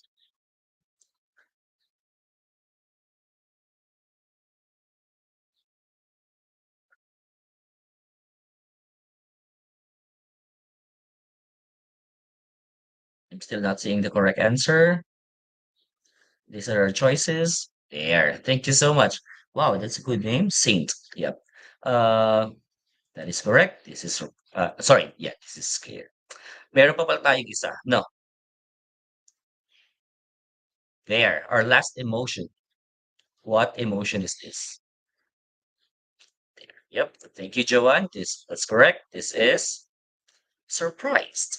Okay. So I think we did well. I think all of us got the correct answers. It's one great step of understanding, one's emotions. So, this is actually, a simple tip on how to understand emotions of others. No, it's very basic. We go ahead and ask. No, if in doubt, verify your assumptions by asking. No, sabi nga ng former boss ko, I can still vividly remember. We never assume. We always verify. No, you'll never go wrong if we ask.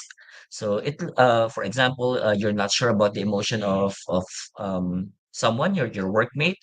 Go ahead and ask her. It looks like you're feeling. How are you feeling about this? Blah blah blah. So we're sure, and we know how to respond to the emotion correctly. No, that's why again, simple tip on how to understand emotions. Let's all ask. Okay, and these are actually four steps in improving your emotional intelligence.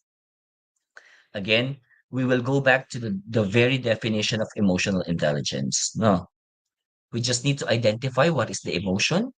manage the emotion, and when we say manage, we process it and we try how to respond to it correctly. Now, identify the emotions of others. So again, kung yung una, our emotion, this time, the emotions of others, no? And of course, lastly, we manage the emotions of others, no? Dito sa action and sa warning, it's very important that we do not mirror negative emotions, no? So, you know, when you identify the emotion and you're trying to manage it, you already learn that it's a negative emotion. It will not help you if you will mirror it.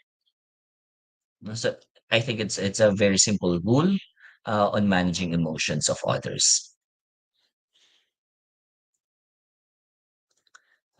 Furthermore, in improving your emotional intelligence, no, identify what you can control versus what you cannot.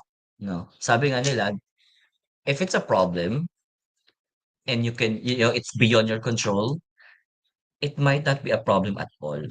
Kasi wala ka ng magagawa, it's beyond your control. So, why waste your energy stressing yourself on how to resolve it if it's beyond your control? So, just the same in managing, emotions. So, we just need to identify what we can control and what we cannot, no? Ano yung we can control? These are the internal factors, no? Your thoughts, your words, your actions, your behaviors, your emotions, no? The things naman that we cannot control are the external factors, which are the situation, another's thoughts, another's words, another's actions, another's behaviors, and another's emotions. No. Kasi kanila yan that it's their emotion. We cannot control it, but we can manage it by properly responding to them. No. So again, the key is knowing how to respond to things that you cannot control. Okay. I think we're actually almost there. So we still have like, a few minutes for Q&A. But it's also very important that we talk about, the myths on emotional intelligence. So they say that being emotionally intelligent is being nice all the time, which is not correct.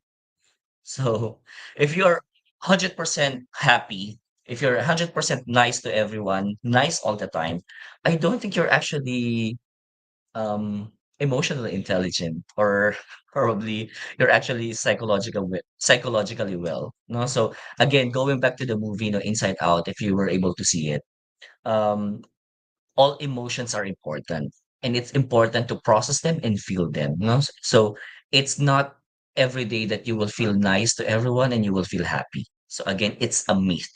It's not possible. Number two myth: EQ is actually the opposite of IQ. So obviously, they are different, no, but they are actually not the opposite of one another. So sometimes they go hand in hand. We say that emotional intelligence is all about understanding, processing emotions, and managing them. And sometimes you need IQ, some IQ to do that. So again, my point is they are different, but they are not actually opposite. And and if you achieve that you both have IQ and EQ, the needed level, um, very good for you. So there. Number three myth.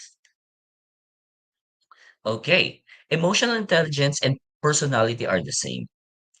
They are not.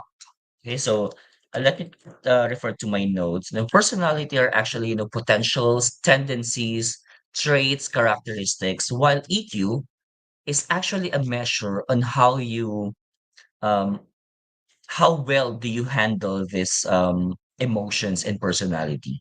So again, um, they are two distinct things. Personality is not the same with emotional intelligence.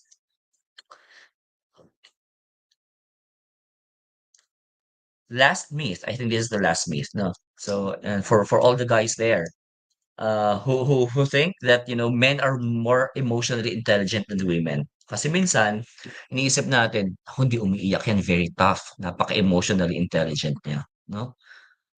Hindi man lang natinag during a very rough confrontation, no? Napaka siga niya. men are emotionally intelligent than women. It's a myth. Unfortunately, guys, it's a myth. In fact, according to Forbes, women consistently outperform men in emotional intelligence because they tend to feel things more. So again, kudos to the ladies that we have in this session.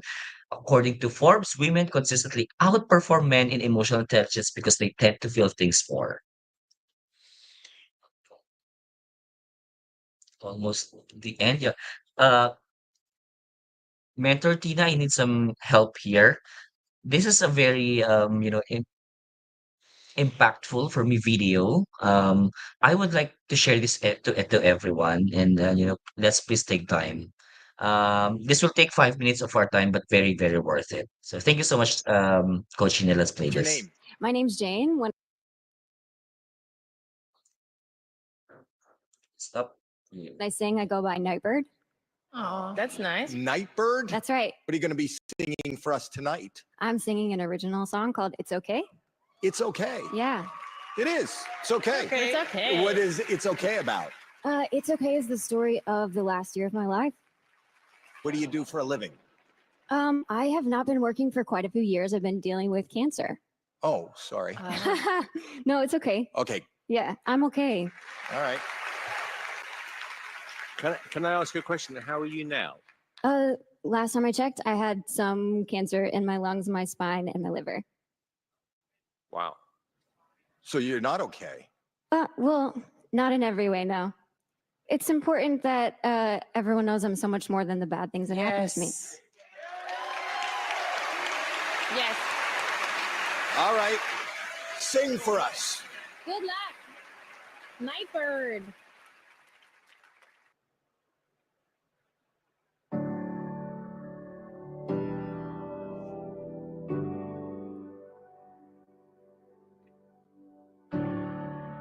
I moved to California in the summertime. I changed my name thinking that it would change my mind. I thought that all my problems, they would stay behind. I was a stick of dynamite and it just was a matter of time, yeah. Oh dang, oh my, now I can't hide. Said I knew myself, but I guess I lied. It's okay, it's okay, it's okay, it's okay. If you're lost, we're all a little lost, and it's alright. It's okay, it's okay, it's okay, it's okay. If you're lost, we're all a little lost, and it's alright. It's alright, it's alright, it's alright.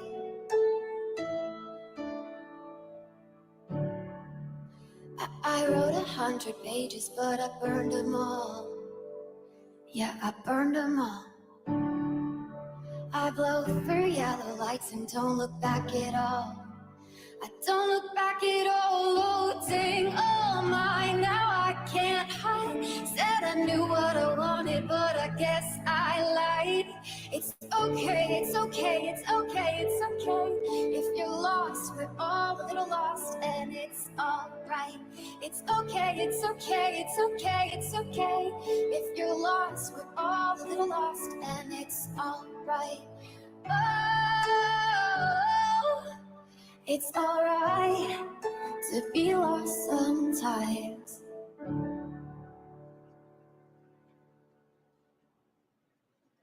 Wow.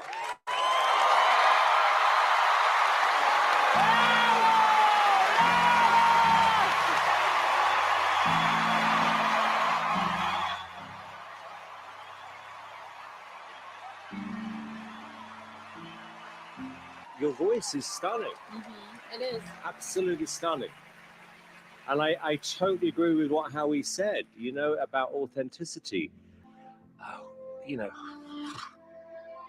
You can't wait until life isn't hard anymore before you decide to be happy.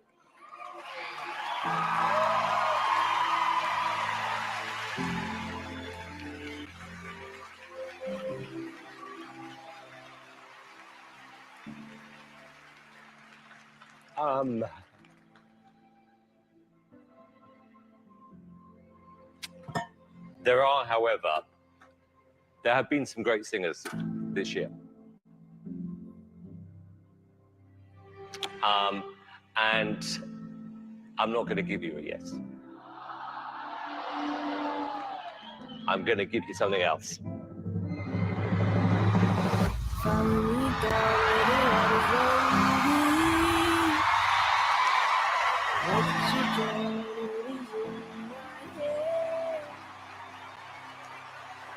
Really special. Good for you. Good for you. Thank you so much, Mentor Tina. Can we go back to the sky? 2% chance of survival, but 2%. Again, yeah. Okay, let me try to present.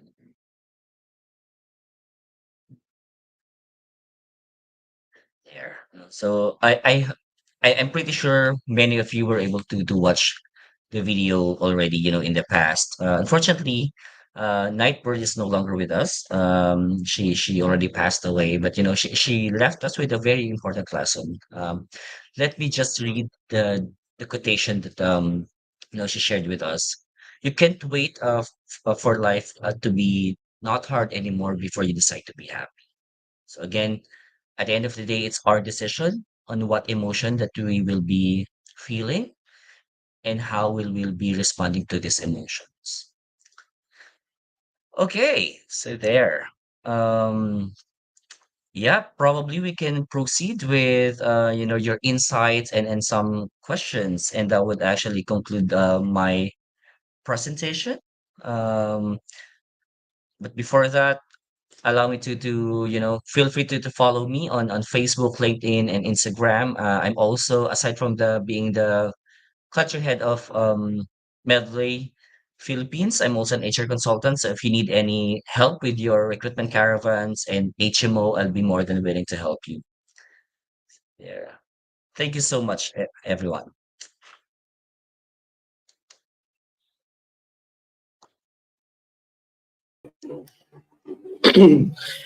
Hi, July. Good Yes, coach. afternoon. We've also asked May to join us today so that before we wrap up the program, we can do a final Q&A for both of your topics. But let's start with you, July. Your topic is about emotional intelligence.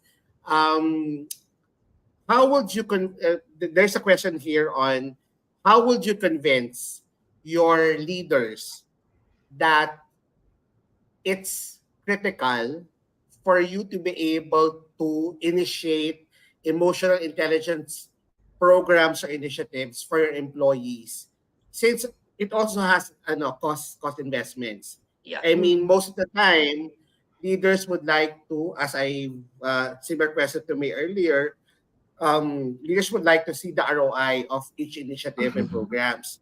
And emotional intelligence is not something that most leaders would see as something that they can invest on. But how would you recommend your HR professionals whenever they create programs aligned to HR, aligned to emotional intelligence initiatives? How can they convince your leaders to invest and support Yep. Thank you so much, such Coach programs? Darwin. It's a very good question, by the way.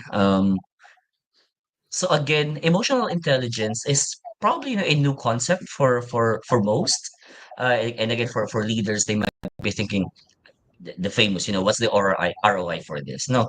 So probably it's not easy to really, present something that is new to everyone, but it's also it's very important to invest in emotional intelligence because emotional intelligence, it means also that the employees, if they are emotional intelligent, they have the staying power, they are resilient.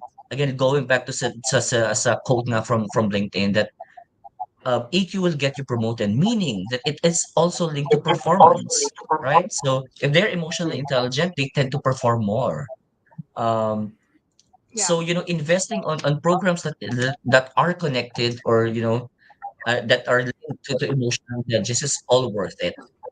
Kasi if employees do not have or are not emotionally intelligent, we tend to lose them. Mm. right? They tend to be bottom performers. And what's the outcome, 'di ba? If we lose them, we'll recruit again. We'll train again. It's going to be more expensive than actually retaining talents and more specifically top talents because they are emotionally intelligent. Okay, So but that's My Shilai, question, just can you provide an ano?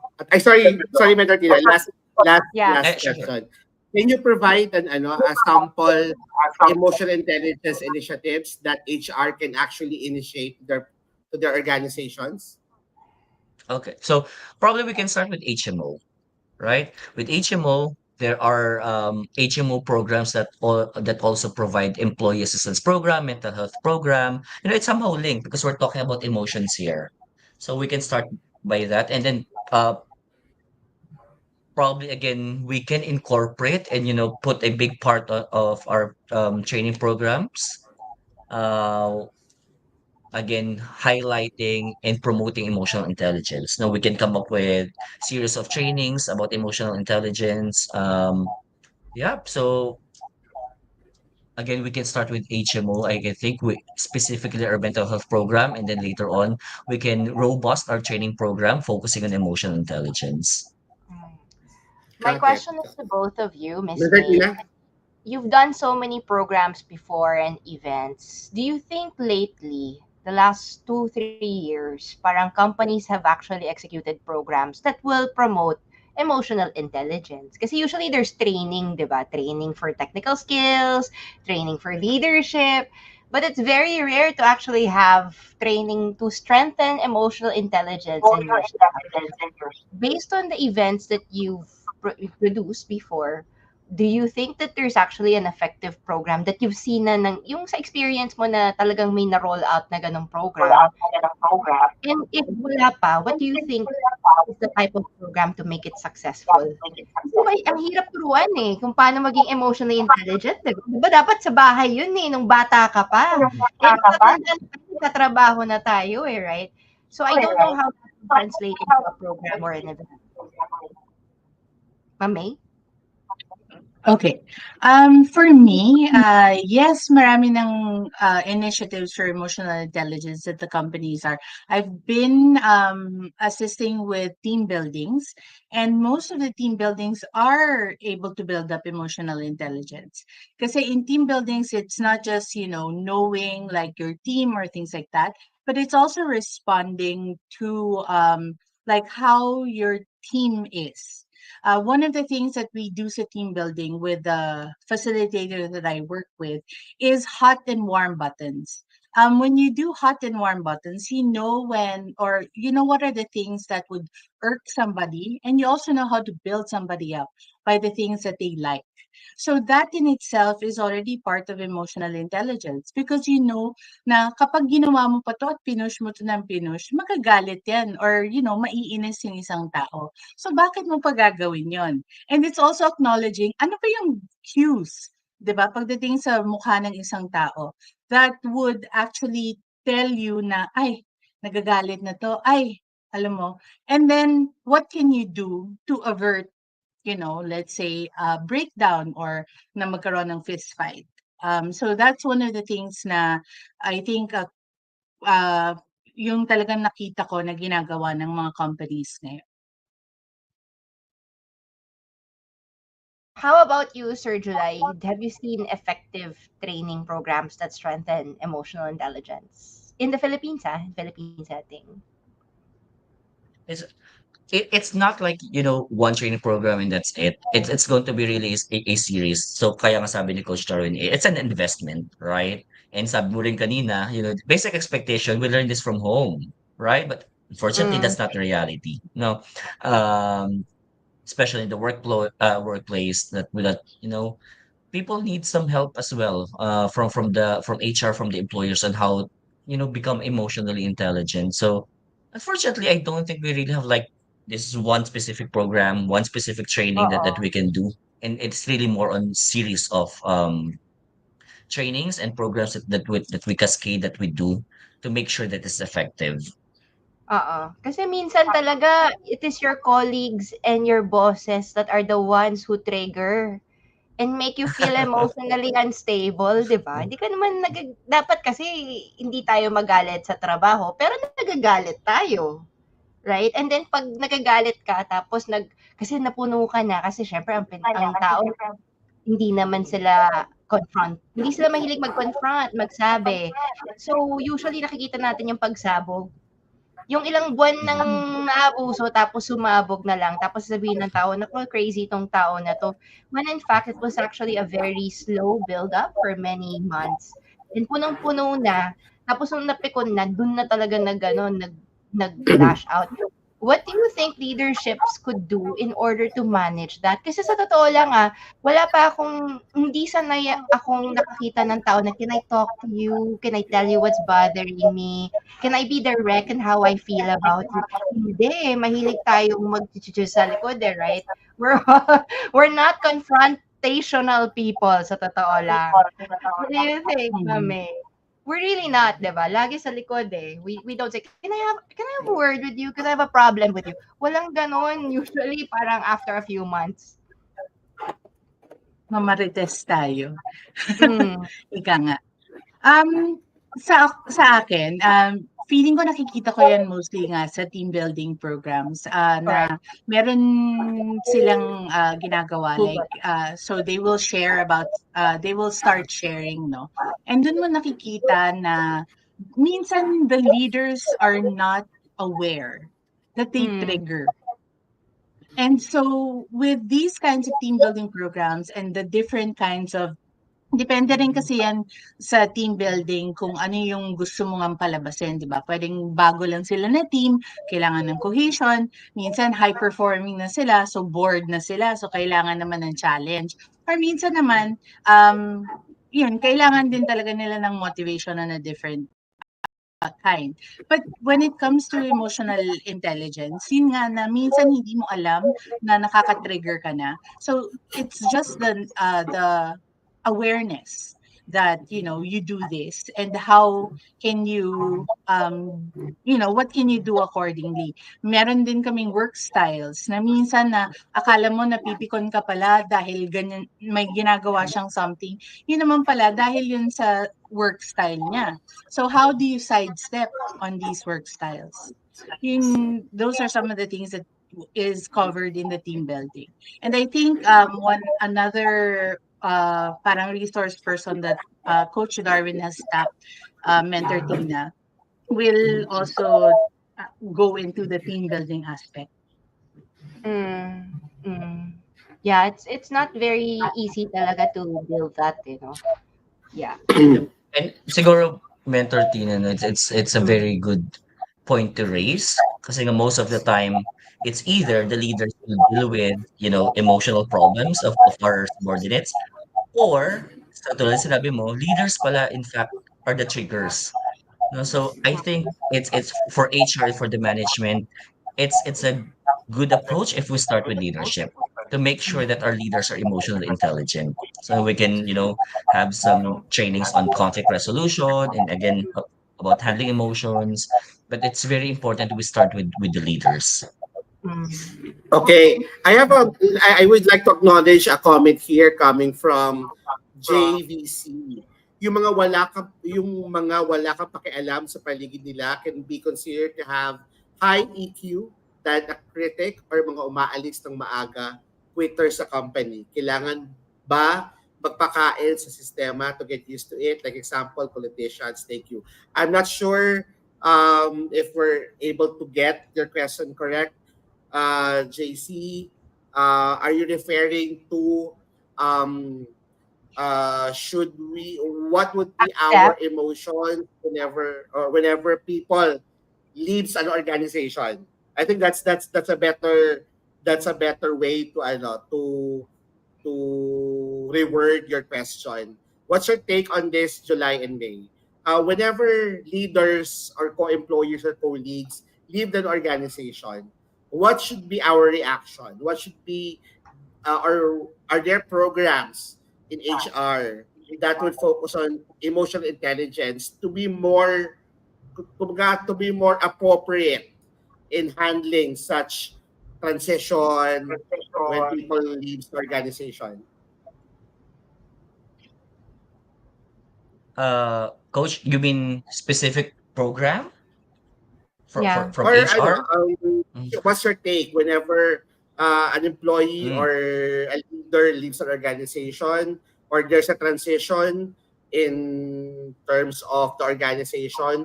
What will be your recommendation for HR to drive emotional intelligence to our employees? I see. Okay, so again, sabi ko nga, I don't think there's like one specific program or training for this. It's going to be a series. No, we talk about conflict resolution, we talk about change management, all contributing to, being emotionally intelligent.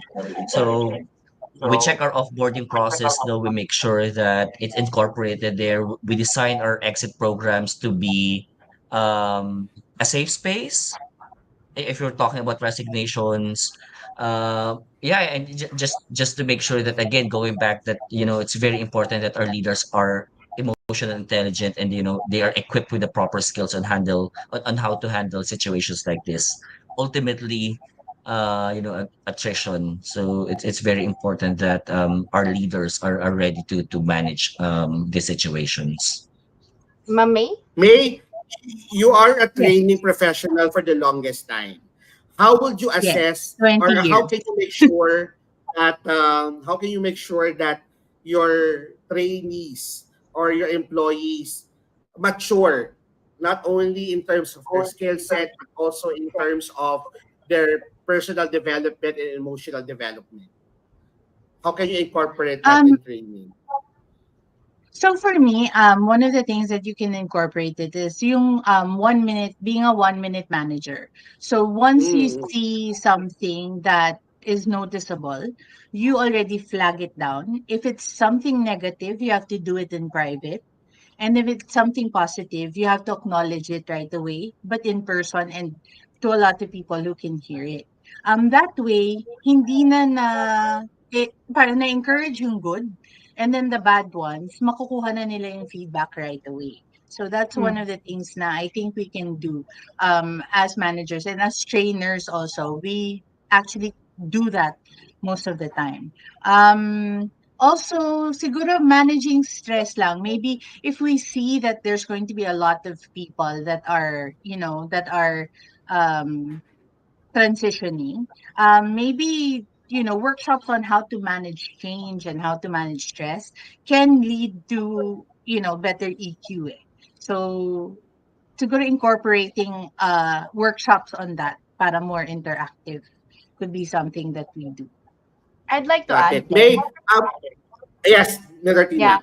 Negatina. I think like when we manage employees, it's in a way where I feel that we're like a parent who are also managing children. There's a little bit of that. So children like to see their parents, to see how parents react to certain situations. So, for example, especially if you're managing an event, tapos things are not going your way. And we see people who are panicking, very anxious, galit na galit, magtatapon ng stapler. And when staff sees that, it creates a culture of fear. It creates a culture of anxiety. Like people become very stressed in going to work because they see their leaders overreacting on its situations. Pag napikon ka at nagtapon ka ng stapler, hindi naman naayos yung event mo eh. Hindi naman naayos yung buhay mo. Hindi naman mawawala yung trabaho, di ba? And yet, certain leaders feel because na-pressure sila, it gives them the license to overreact and do things that might not be very legal if you really think about it. So I think management, when I say management, it's not that mid-management. It's upper management must be able to also police their middle managers to be able to react a certain way. Pag hindi na professional, dapat yung upper management gagalaw na and to say, you know what, that's not cool because it's not good for the company. The problem is, pag nangyayari yun, laging report kay HR. Sometimes HR kasi is not, they feel they're not on the same level as the manager. Minsan matagal na yung manager. 10 years, 20 years na, sip-sip pa kay boss, you know? So, napuputol din yung authority ng HR to take action. Na pag binigyan mo ng letter, feeling mo, pag-iinitan ka. So, naiipit naman yung HR na walang magawa. So, the bad behavior is it permeates the entire organization until good people leave. So I think the most important here is the leaders should be able to police themselves on what type of leadership they want to be. Kasi if they don't, nagiging stressful yung trabaho. Alam mo, ang trabaho stressful na. Pag ang leaders mas stressful pa, nakakapag-aggravate ng situation. So that's first one. And number two, I think leaders should be able to police to the situation and create an environment na kapag wala ka nang magawa, huwag ka na magpanic. Kasi wala ka naman talaga magawa. For example, bumagyo, na-cancel event mo. Ano bang gagawin mo? Bumagyo, di ba? You panicking will not make the bagyo go away. You're not God. Right? If people leave, then umalis na. Baka malamang matagal na silang gustong may balak umalis. So what? Di ba? Why would you why would you worry about those who leave? Why don't you just take care of the ones who stay? Yun nga yung nakakaasar, laging bida yung umaalis eh. Alam mo yun, ano yun, the one that got away? Iniwanan ka na. Mag-move on ka na. Right? So, if the person has left, that person has already had wanted to leave for a long time. That person will not be producing inside the company. Just let the person go. And then just manage. Di kayo na lang magkasama, di ba? Okay na kayo naman nagmamahalan. Pabayaan mo na yung taong umalis. I think like that type of mindset, that strengthened mindset, should be taught to the leaders. And that's the responsibility of the middle manager, it's the responsibility of the upper managers, responsibility of the owners. And I think if HRs are in that situation, sumbungin mo yung middle manager na nag-misbehave. Promise, hindi ka matatanggal ng kumpanya. Sa totoo, a lot of HR managers are so afraid, baka matanggal ako pag ni-report ko. Ay, try mo. Sige, magpatanggal ka. Diba? Go ahead. Pag tinanggal ka tapos illegal, sigurado mananalo ka sa Dole tsaka NLRC. Mas malaki pa yung makukuha mo na sahod sa yung salary mo. Yung back wages na yan, sobrang taas. Diba? And So speaking of stress, Better Tina, Mhay, meron ditong question sa LinkedIn. She's asking, there are company events that normally has external guests coming from employees. And this type of events talaga, yung mga mahihirap i-manage kasi unlike internal events, sa employee mo lang yung nandun sa event, di ba? Madaling i-manage employee kasi part siya ng code of conduct mo, part siya ng guidelines and whatnot. Pero pag meron ng mga visitors, family members, children, plus one yung mga employees, lalo na yung mga Christmas party, annual event, o yung mga awarding ceremony, or yung family day, diba? Where external people are coming in and being part of the event of the company. How would you manage that? Because that's a very stressful. Kasi may mga guests na mas mauuna pa silang kumain kasi sa mga employees, mas demanding pa sila kaysa sa mga employees, 'di ba?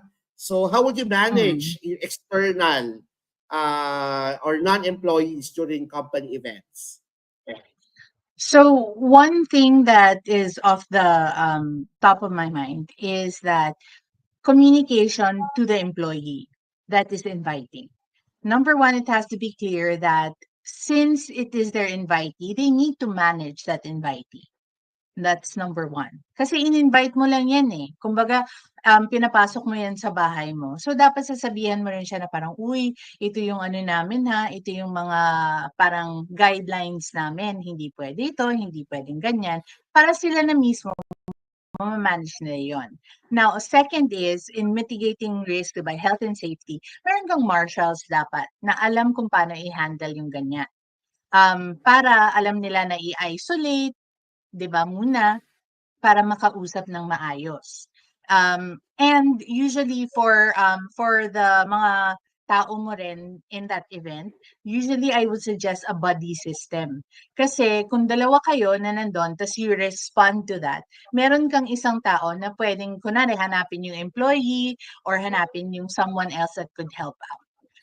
So things like that pagdating sa mga events that have external people. Yun lang, how to orient your marshals on how to effectively manage yung mga rowdy rowdy people, or if there is a complaint naman, how to also address complaints. Usually ano yan kumbaga sa customer service, na-train mo yan what is the questions that you can ask to, let them calm down, and things like that. So it's really planning for that kind of a risk. Thank you, May. July, any experience with regards to the question? I mean, you've had managed and facilitated company events. What's your experience on that?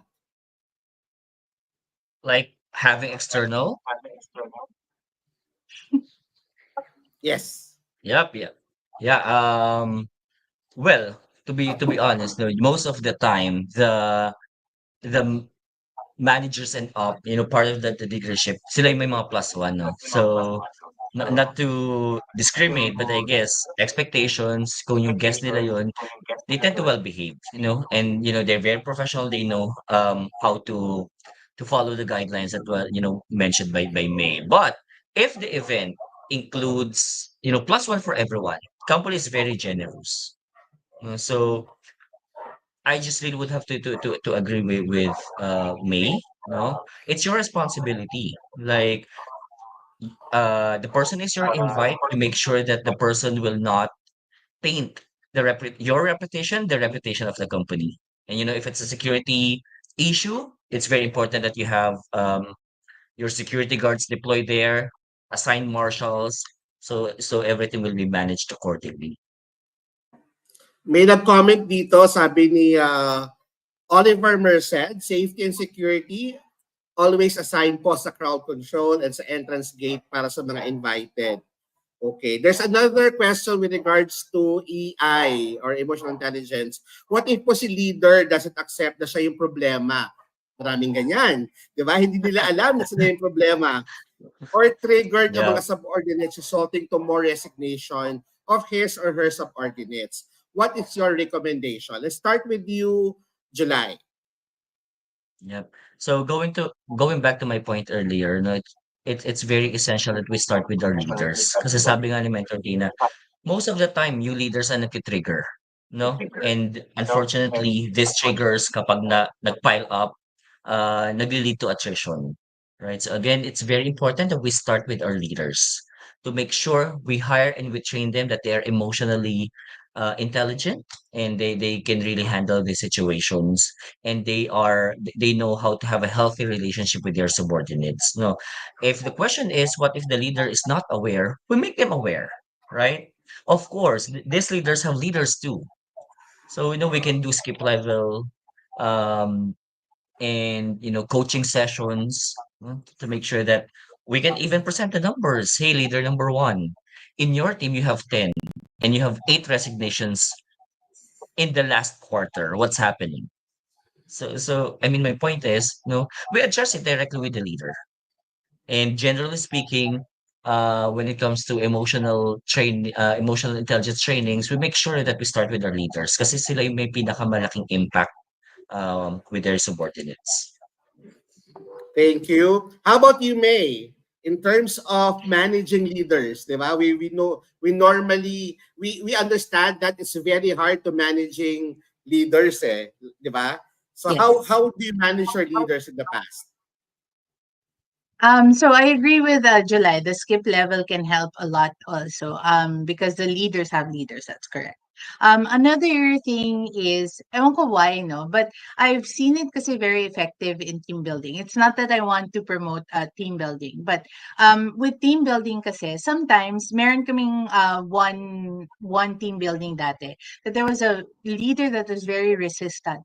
Sabi niya, ayokong sumali dyan, ano lang yun naglalaro lang naman, or something like that. And so, hindi na namin parang sabi, sige, just observe and things like that. When he saw the effect of like the different activities on like more people, or like a bigger round of people, sa kanya na-realize na parang, ay, kung ito effective sa kanila, baka I have to adjust myself. So, sumasali-sali na siya dahan-dahan dun sa ibang activities. And then eventually, siya mismo yung tumayo dun sa end and sabi niya, gusto ko mag-sorry. Kasi resistant ako. Hindi ko alam na ganito pala yung nangyayari. And doon minsan you just have to show ika nga ni ano 'di ba, bigyan mo ng salamin. Para makita din nila how it is that, how their behavior impacts the greater or the bigger group. Maybe things like that. So, para maka-adjust din sila. Okay, it's almost time for us to end the program. I would like to give each of our guest speakers a time to give their last message to our audience with regards to their topic or any other updates. May, let's start with you. What's your last message with regards to your topic? And also, please remind them on how they can reach out to you. Yes. So always remember the why behind your events, because if you connect with the purpose, you will really create experiences that truly resonate and they will deliver results. So always go back to that in any aspect, not just events and even in our lives. What is your why? So always ask yourself that. Now, if you want to connect with me, I'm on LinkedIn. That's, I think, the most effective way for you to connect and leave me comments and, leave me DMs on LinkedIn as well. Thank July? you, May. And Fabi Carino is watching, saying hello to both of us. And May, we Hi, expect you Fab. to moderate and also to be one of our hosts in our next event at the Philippines HR Group. Definitely. July, your Okay. last message with regards to your topic. And again, please reiterate how they can reach out to you. Yep. Thank you so much, Coach. Again, let's revisit the simple line but very impactful from inside out. Our emotions are meant to be felt. No, but it doesn't mean that we feel these emotions and we let everyone. We show it to everyone. Again, being emotionally intelligent is we understand these emotions and the emotions of others, and more importantly, how do we respond to these emotions? Again, to our emotions and to the emotions of others. Very simple definition of emotional intelligence. Not easy to do, but very important to do. So there. So thank you so much again for everyone's time.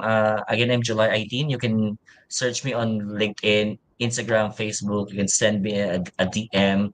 I'm also an HR consultant, HMO broker, recruitment caravan broker. If you need any help on your recruitment and HMO, feel free to reach out. Thank you so much. Thank you, July. Mentor Tina, what's your take on each topic and also last words from you with All regards right. to our current program right now? I think what's common with what Miss May and Miss July has said is that kasi we're talking about training and emotional intelligence. And I think companies have to focus on their leaders. Because sa totoo lang, leaders in the Philippines are leaders because of the role that's assigned to them. But they don't act very leaderly. They're not really the type of people that really incites respect. So a lot of the organizations gumaganon-ganon sila because the quality of leadership, honestly, in general, is not that good. A lot of the leaders come in, they give a lot of initiatives, quote and unquote, they do a lot of programs. Tapos 6 months later, 1 year later, they leave. So the people who are left behind are the ones who are cleaning up the mess. There's not a lot of consistency and direction. Training programs are good, but dapat kasi yung gumagawa ng training program marunong mag-lead eh. Kasi kung yung tao walang alam, nagtatapon ka lang ng pera sa wala. Tapos hindi mo naman makukuha yung ROI mo kasi everyone just wants to have a good time. You karaoke, you swim afterwards, you go to Batangas or whatever, and then, you have nice stories to say afterwards. But sa totoo lang, there's no end goal to that. It's really just, you have a budget, you make a program, gumawa na lang kayo, nag-present ka, na-approve, kasi yung leader sa taas mo, wala rin masyadong alam. So, at the end of the day, sayang talaga yung opportunity. And for me, it's a bit sad kasi I see it everywhere. But it's also an opportunity for good leaders to be more successful. Kasi if you really may malasakit ka sa ibang tao, hindi ka lang kumpanya ha. may malasakit ka sa ibang tao, tapos you are also emotionally intelligent, and marunong kang mag-train ng tao. And when I say training, very important definition. A lot of the leaders say, training is sinabihan ko siya. Sinabihan ko siya na dapat ito gawin niya. Tapos nahuli na hindi pala ginagawa, sasabihin niya, sinabihan ko naman, di ba? Di ko naman kasalanan. I did my job, I trained that person. Kasalanan ko ba hindi sumunod? I call that a lack of accountability. If tinetrain mo talaga, dapat pagkatapos mong train, may resulta. Pag walang resulta, hindi ka nagte-train. Bibitaw ka lang ng salita na nawawala na parang bula. When proper training requires a change in behavior, a change in output, a change in the state of that person that improves that person to something better. If you're just telling that person instruction, that's not training. You're not changing the person's life. You're just saying whatever. Hindi mo talaga sinasapuso ang training ng tao.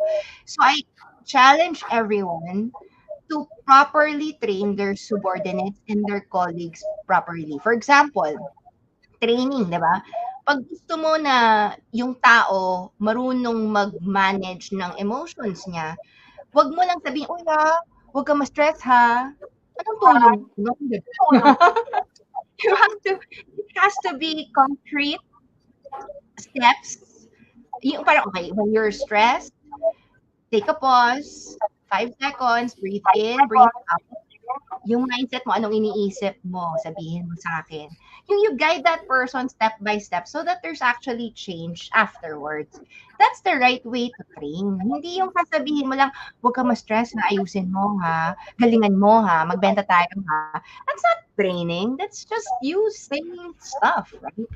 So I want to challenge everyone na, again, remember what I said, when you want to train, make sure na may resulta. Make sure that the person got the message. Make sure that the person changed for the better. And that's the proper way of saying training.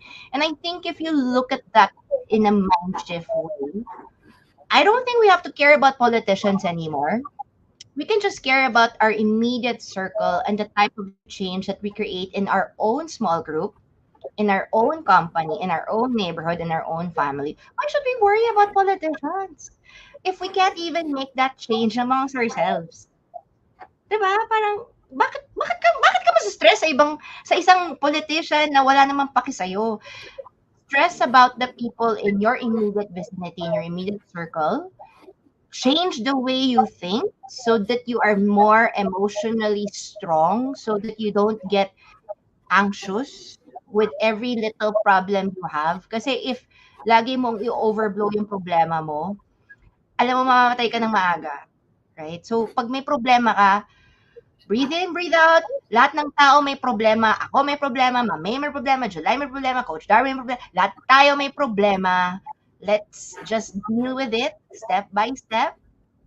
And then proceed. And then let's solve the problem. And then on to the next. I think that's the best way for us to do that. So in short, in terms of training, please reconsider how to define training. There has to be some change. And number 2, don't make a big deal out of things you cannot control. Only work on things that you have control with. And if a cancer patient can sing properly and get that yellow buzzer, what's our problem? Okay lang, kaya natin yan.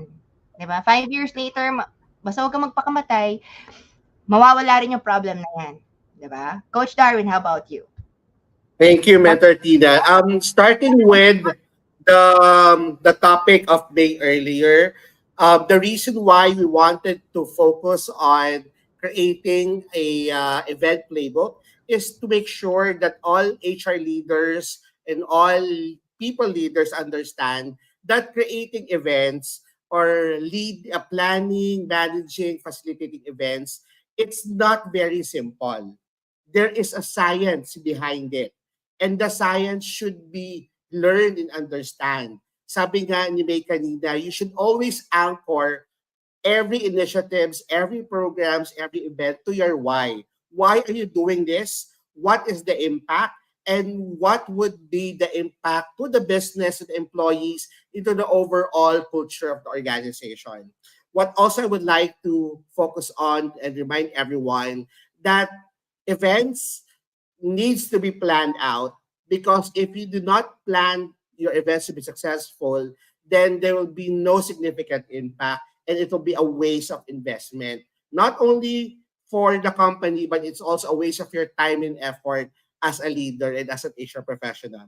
With regards to emotional intelligence, we were looking at feelings earlier. I would like to remind everyone that we should never invalidate the feelings of others, but also reminding everyone that even if you are what you call this, you you should not invalidate your feeling. You should also be accountable to your actions. Diba? Your feelings are your feelings. No one should invalidate it. But your actions speaks more of who you are as a person and who you are as a professional.